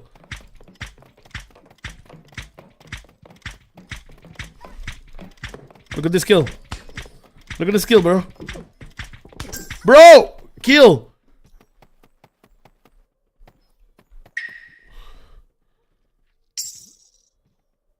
I'm gonna kill him.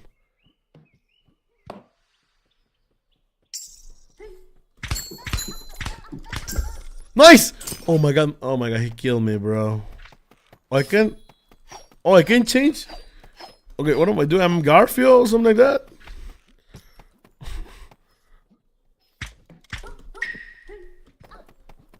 he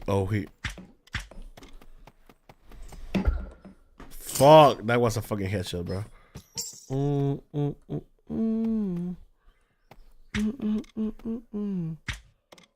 Okay, I can see the arrow going. Okay, there's nothing to do.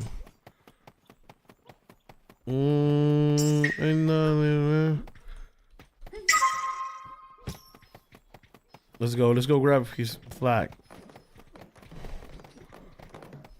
Oh my god.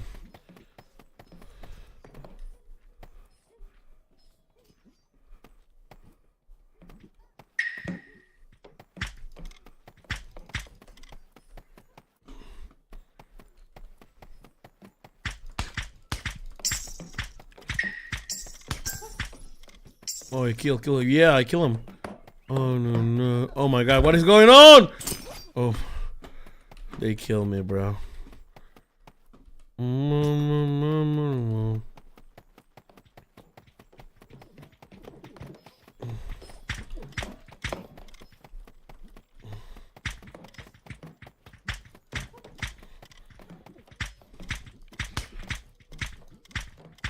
I'm pretty bad at aiming. Okay.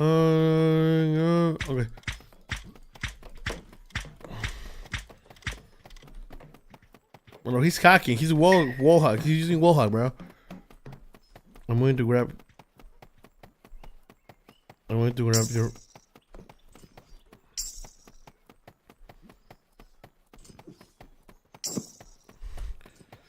to grab your. Let's go! I have the flag, bros. Oh no, bro! There's no way. Nothing hurts anymore. Oh. Daylight.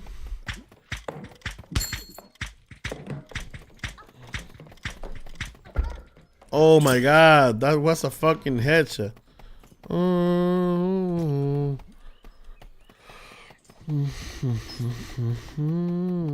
Okay, one more. Well, no, he's dead. He's definitely dead. My team is trash, bro.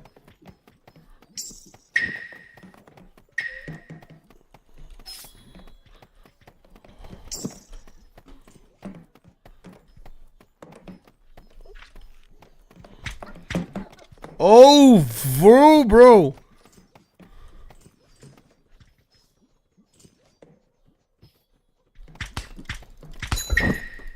Oh my god.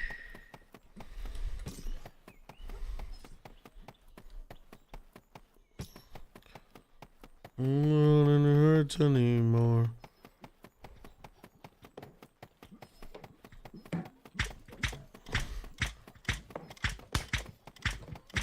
Oh!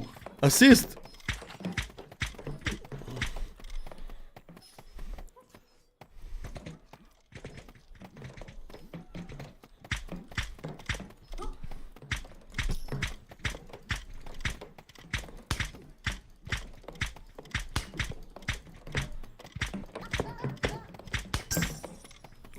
Oh, my more.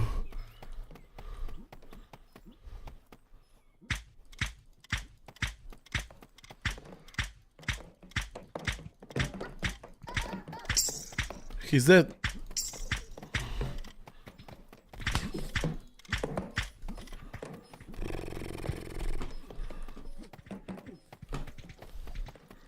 Where did he go?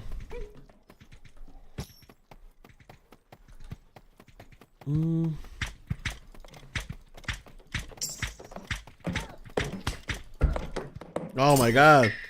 Okay, another game, bro. This game sucks. Okay,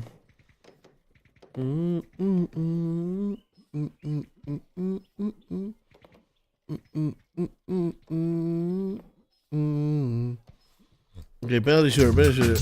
This is gonna be fun. Alright, let's play this one. I don't like when, like, I cannot, like, you know.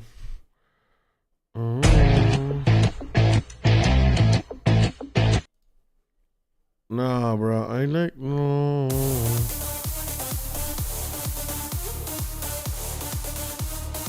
Fight till the finish. Okay, this one is good. It's good. I think it's good. Ready. Set. Oh my god! Look at this! I'm good. I'm winning.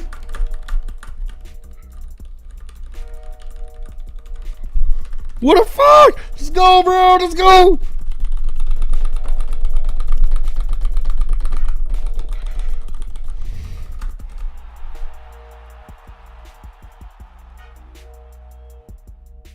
I win. Name? Gifted.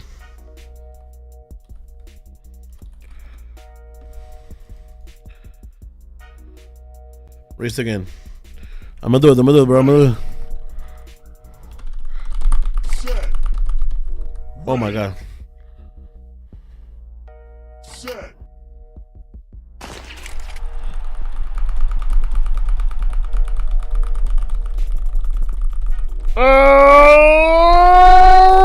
Let's go. Let's go.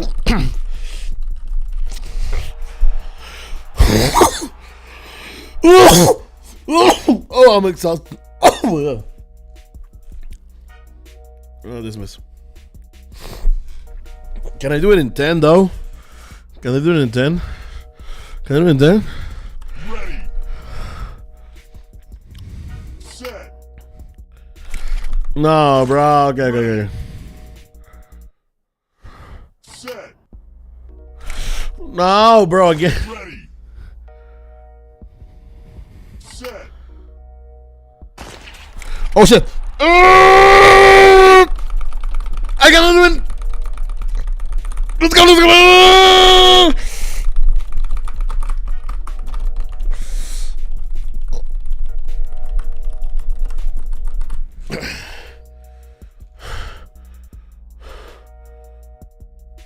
Personal best. Okay, I can do it in less. I can do it in less. Can I do it in less than 15? Ready. Oh my god, sorry. Set. Oh my god, sorry. Set. Oh my, sorry, guys. Set. Let's go.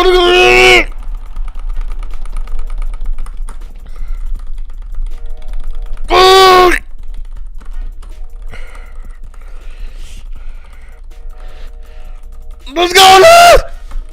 No, bro.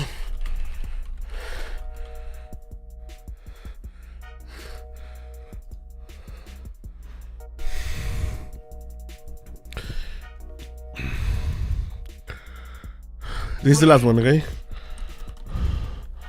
Set. Ready. Set. Ready. Again. Set. I'm gonna be ready. Ready. Set. Okay. Oh my god. Ready. Set.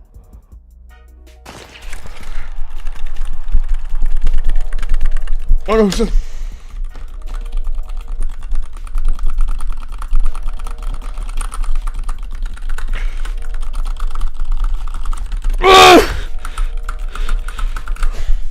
No, bro, I can't. Oh my god. Ready. Let's go again. Set.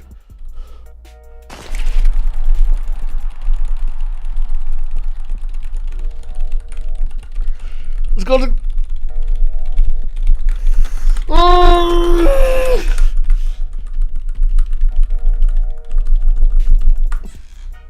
Oh my god.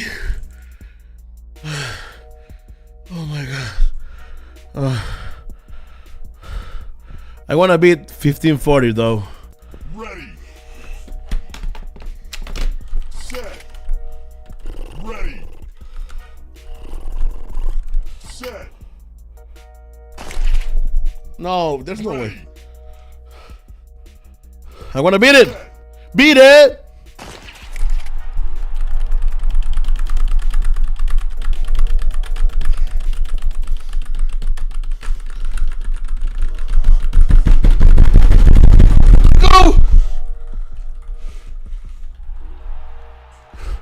Oh my god! Oh my god, I beat it! I beat it! Oh my shit! How do I do it? Oh. This is my personal best. Oh my god, bro. My new personal best. My new personal best. Maybe no. I'm a winner, bro. Oh, can I customize it now? This is gifted, bro. Body. Yeah. Yeah.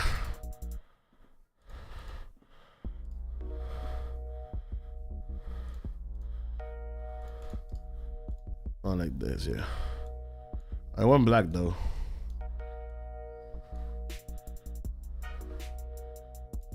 No, I want like red. Red is what very good.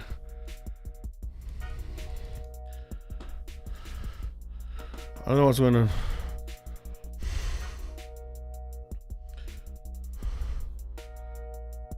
Okay, let's play another silly game.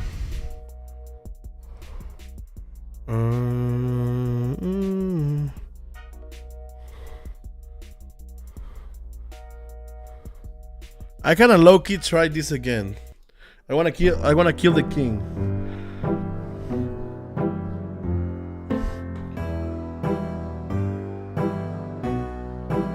Yeah.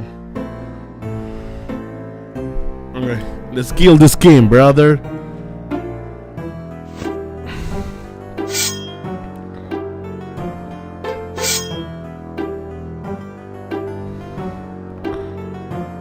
We can do it! Nice! We killed the king!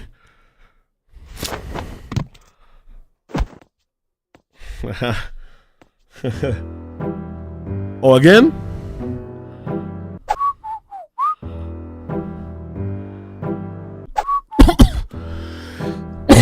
Okay. Ah, I got you, bro. Oh, what?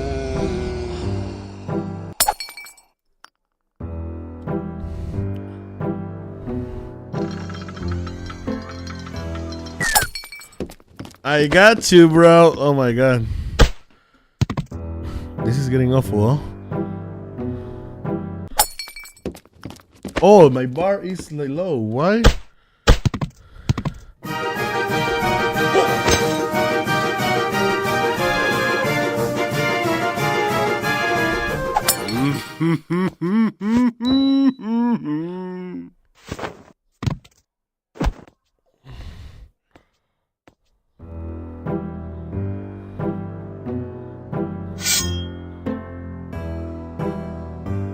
Let's go, let's go, let's go.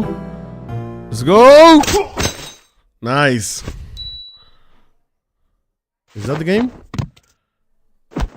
Okay, this is good. I don't like it at all, but this is good. Oh, no, no, no, no, no.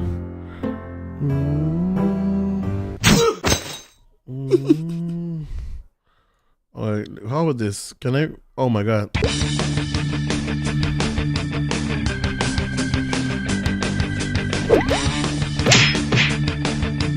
Nah, this is bullshit. This is a bullshit game, bro. Oh, I want something. Oh. Nothing hurts anymore. No, no.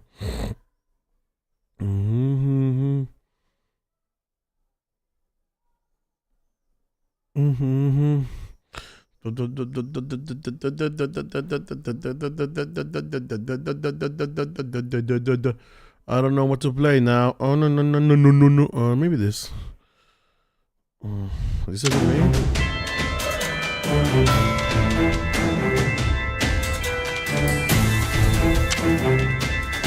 Okay. Nice. Oh my god. Okay.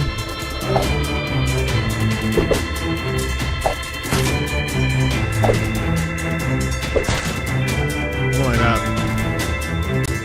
This is not easy at all.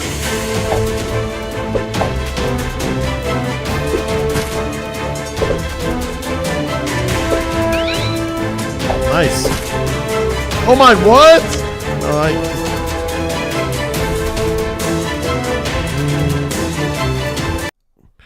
Okay, I'm gonna play something like this. Indoor soccer is called.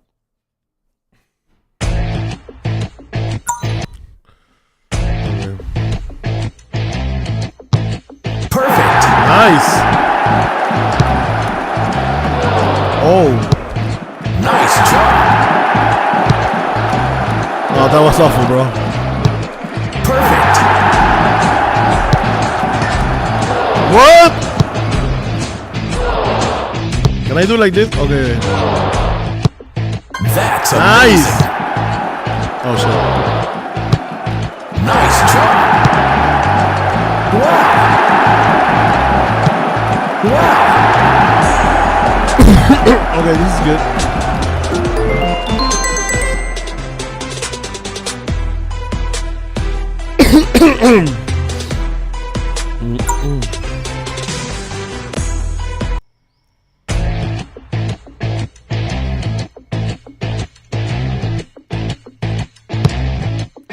Oh my god, Yeah, that was awful. No. Oh! Almost. Nice job. Nice.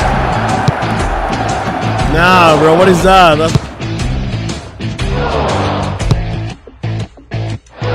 Okay, again, midlink. Ooh! No! Nice job. Nice! No, again. Nice job. Nice job. Okay. Let's continue, bro. I like this game.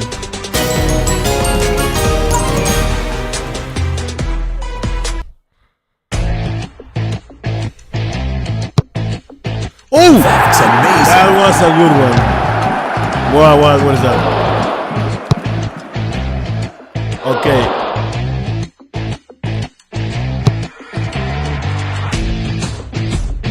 Okay, wait, I can. Okay, I understand now. No, this is bullshit. Nice! That's incredible. No, I missed. Missed again. That's incredible. Okay, I can do. Yes! No! Nice! Nice job. What the fuck, no.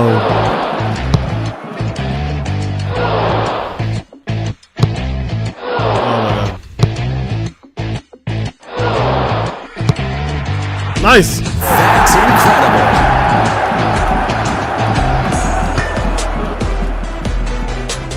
I lose, bro.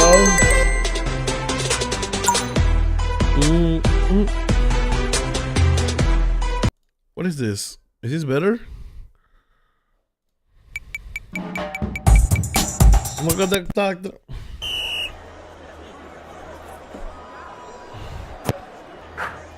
Wow, what is this bullshit, bro? What is this? I want something with motion, bro. Okay, let's play this one. This one. Wow, bro.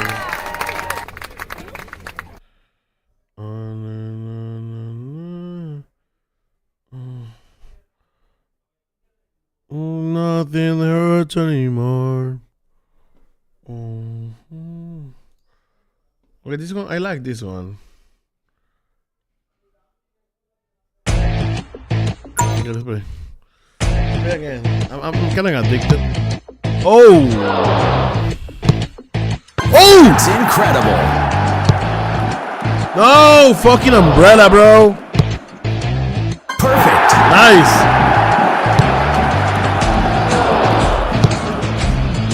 Oh!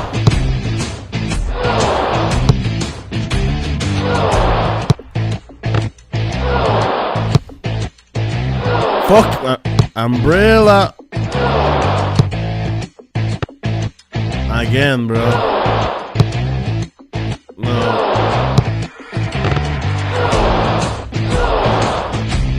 I failed you again.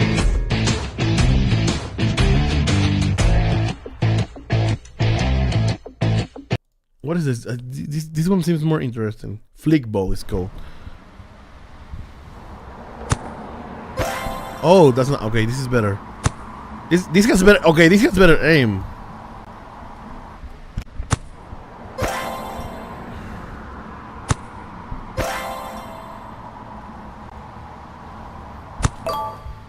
Oh, okay.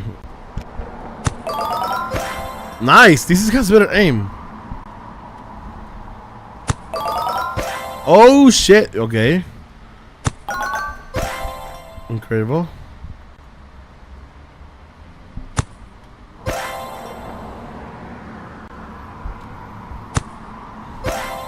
Okay, I'm going to test the limits. Oh!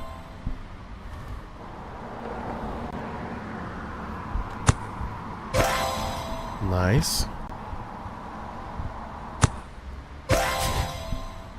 Can we do this like... Oh! That curveball! I'm curving the ball right now. Nice. Nice. Let me do it for you. Oh my god! Oh! Oh! I can do that. Oh, bro, what? Oh my god, bro. That's insane. Nah, nothing is.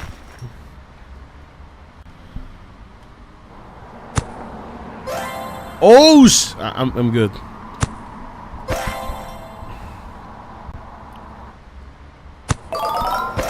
No, this is great, bro. Oh, I failed.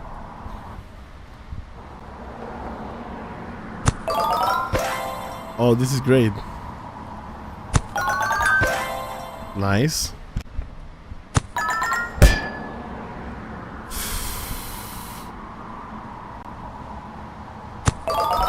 Okay, I'm getting it. Nice. Nice. Nice. Mm-hmm. Mm-hmm. Okay, that was a good point. Okay, I need more levels. I need more levels, bro.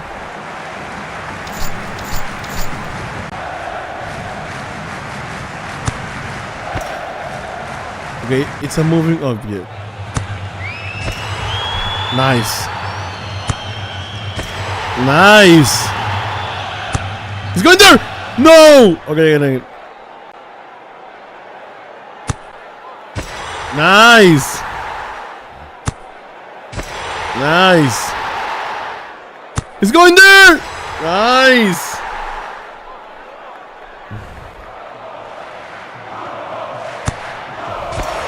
I'm a Sui. Oh, bro, that was. Oh my god. Oh my god. Oh shit.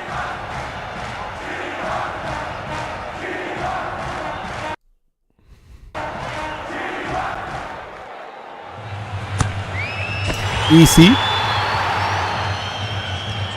Easy peasy lemon squeezy. No. That is difficult, bro. Like, look at that knuckleball. Oh. Yeah.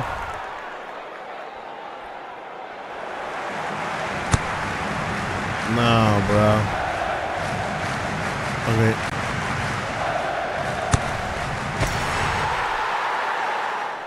Impresionante.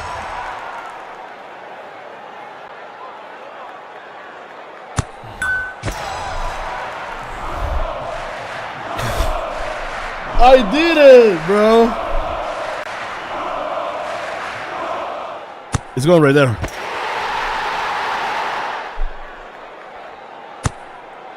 Nah, bro. I wanted to do some magic tricks. It's going right there. Oh my god. Are you serious? It's going right there. Nice. Oh! Oh! Oh! You see that? Oh my god, bro!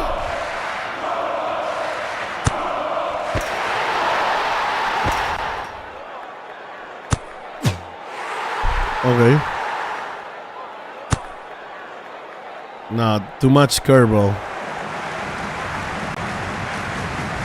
Okay. Nice. Okay.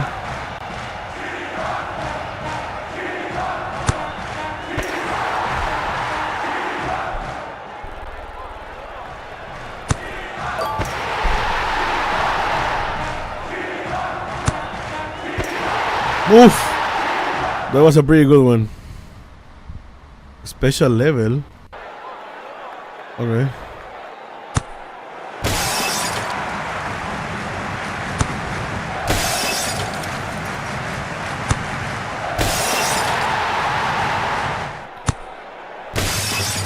What is this? Oh!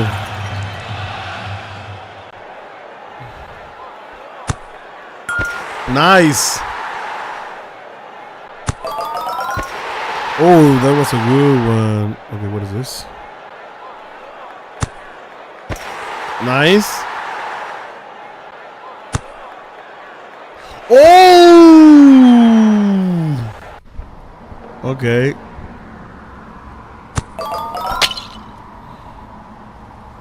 Weird, but okay.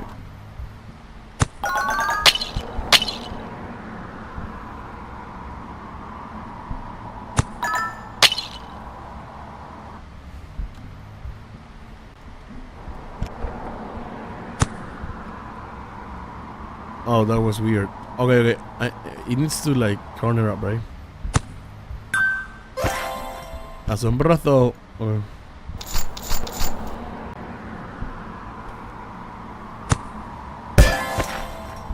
No, bro. I know, bro.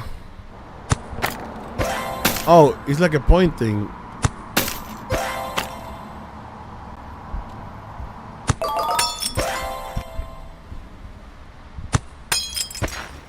Oh, I failed.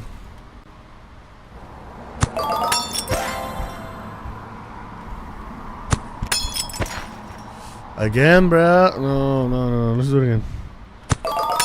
Nice. I can do this. And yeah, we can corner up here. Oh, nice.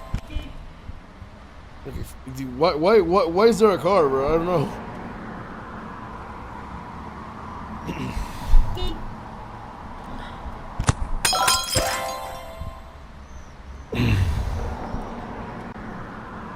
Okay, what is this? Oh! Okay.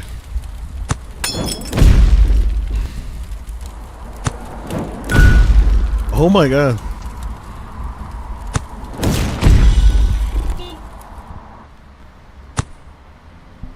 Oh. I failed. Nice. Nice. Okay, this is moving like nice, bruh. Okay, what the fuck is happening with this little fucking Lamborghini, bro? Oh! Oh, did you see that? Oh my god!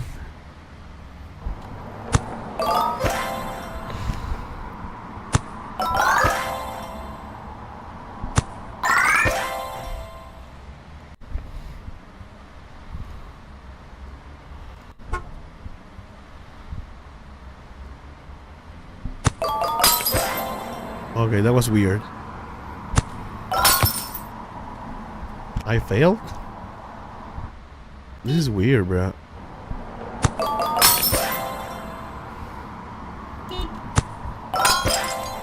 Okay, incredible.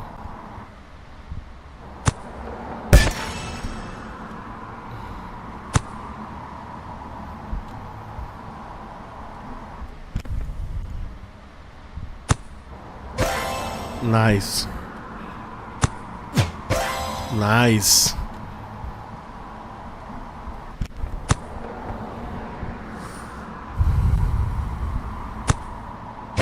Nice. Nice. Okay, I need to think about it.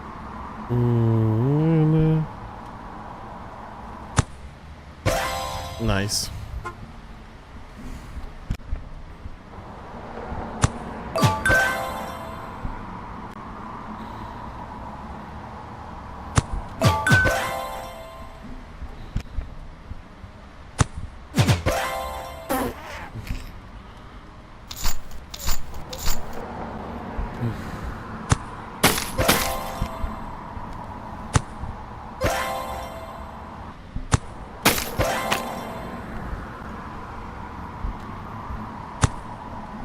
No. Nice. Okay. Oh. This is over. No, bro. This is over. I'm good at this game. What?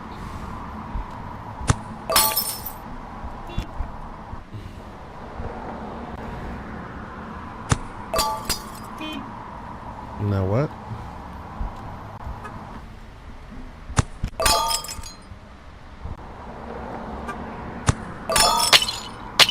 Nice, nice, and finally.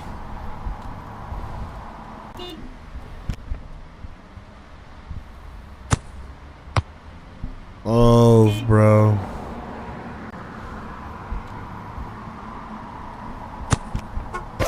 Oh, well, there's infinite possibilities.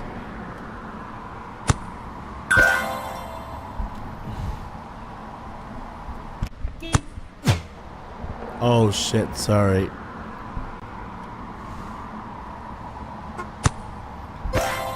Nice.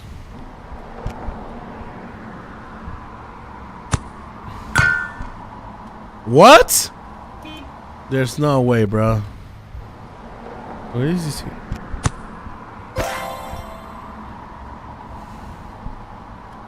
Oh. Nice.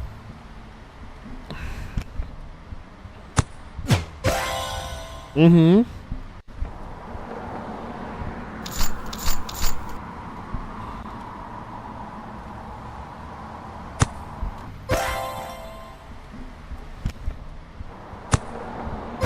Oh ho, ho! Can I do it like that? No, bro, I'm going to retire now. What the fuck just happened? I'm pushing the limits. I'm pushing the limits.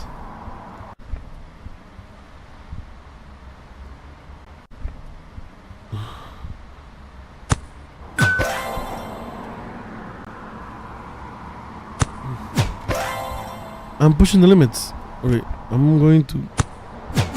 Oh ho ho ho! Okay, I'm going to.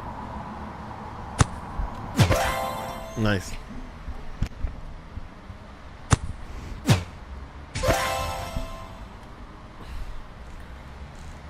Sorry. Oh my god.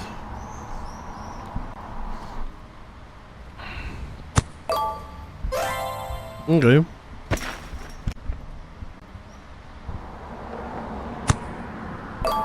Yep.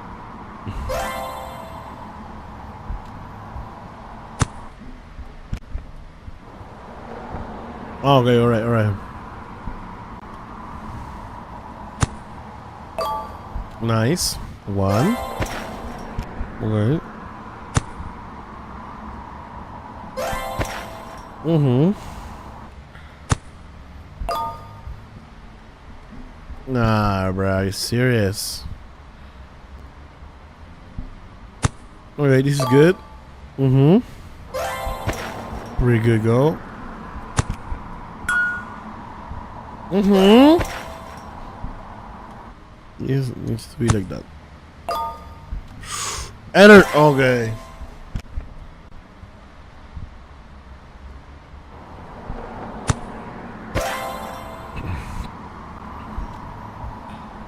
I'm a. No. Man, I failed. I'm going to leave it like this.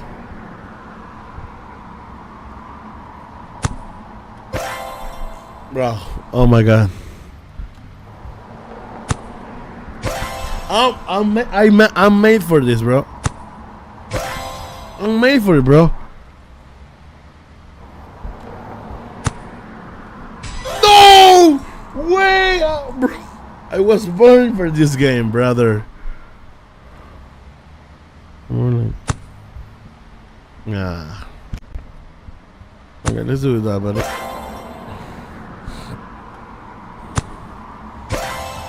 That is so excellent.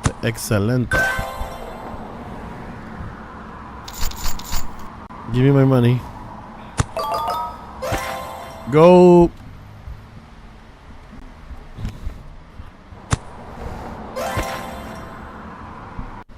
Okay, this game is so easy, bro.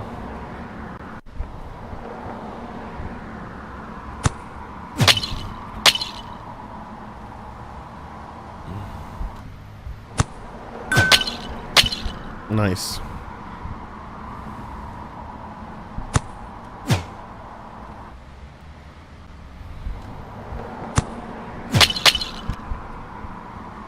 Okay, I have to break the goalie, right?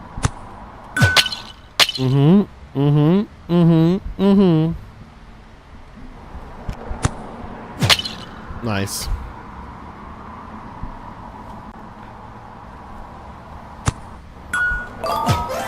Oh.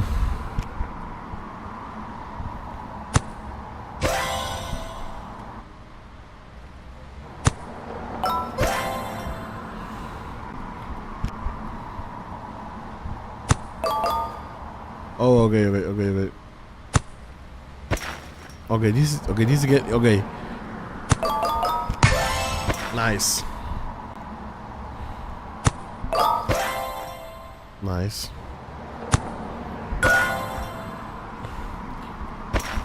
The win is also helping me.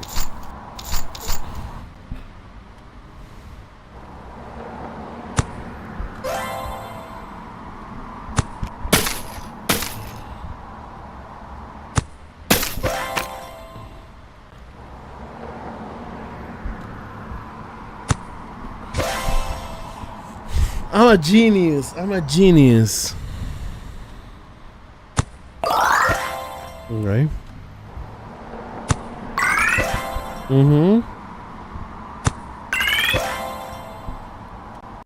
Okay.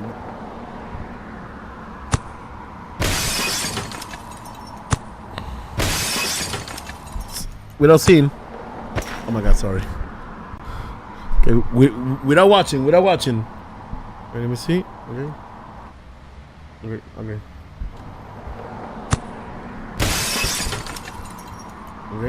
Let me see again. Okay. Which one is left? Okay.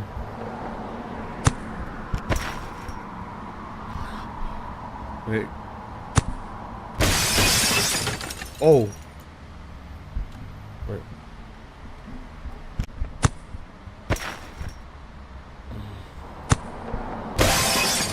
Sorry.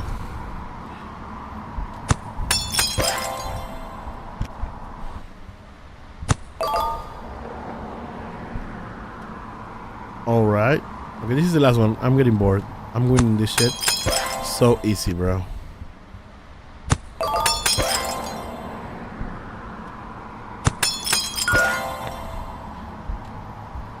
Okay, this is the last one. Okay. Nice. I want to find another game. Okay. Let's try this and then it's time to go home. Or it's time to nothing hurts anymore. Dreams. Okay. No, I don't wanna. Okay, I don't give a shit. Start match. Okay.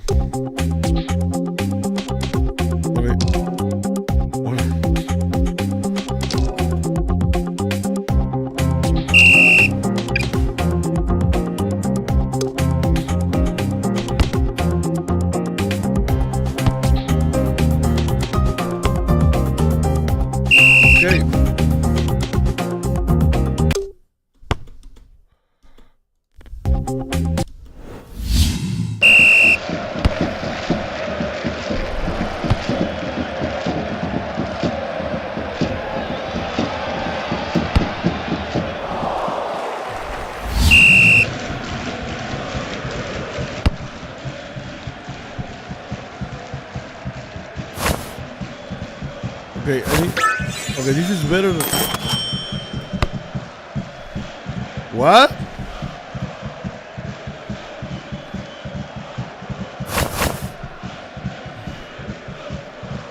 What is this game? Saco de banda, what is that?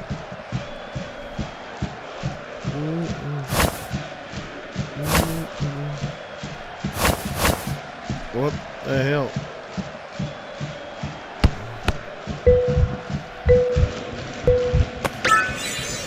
Oh.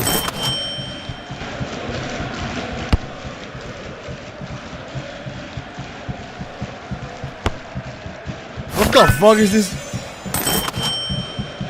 Okay, I hate this game. Okay, guys, thank you guys for watching, and yeah, see you tomorrow, bitch.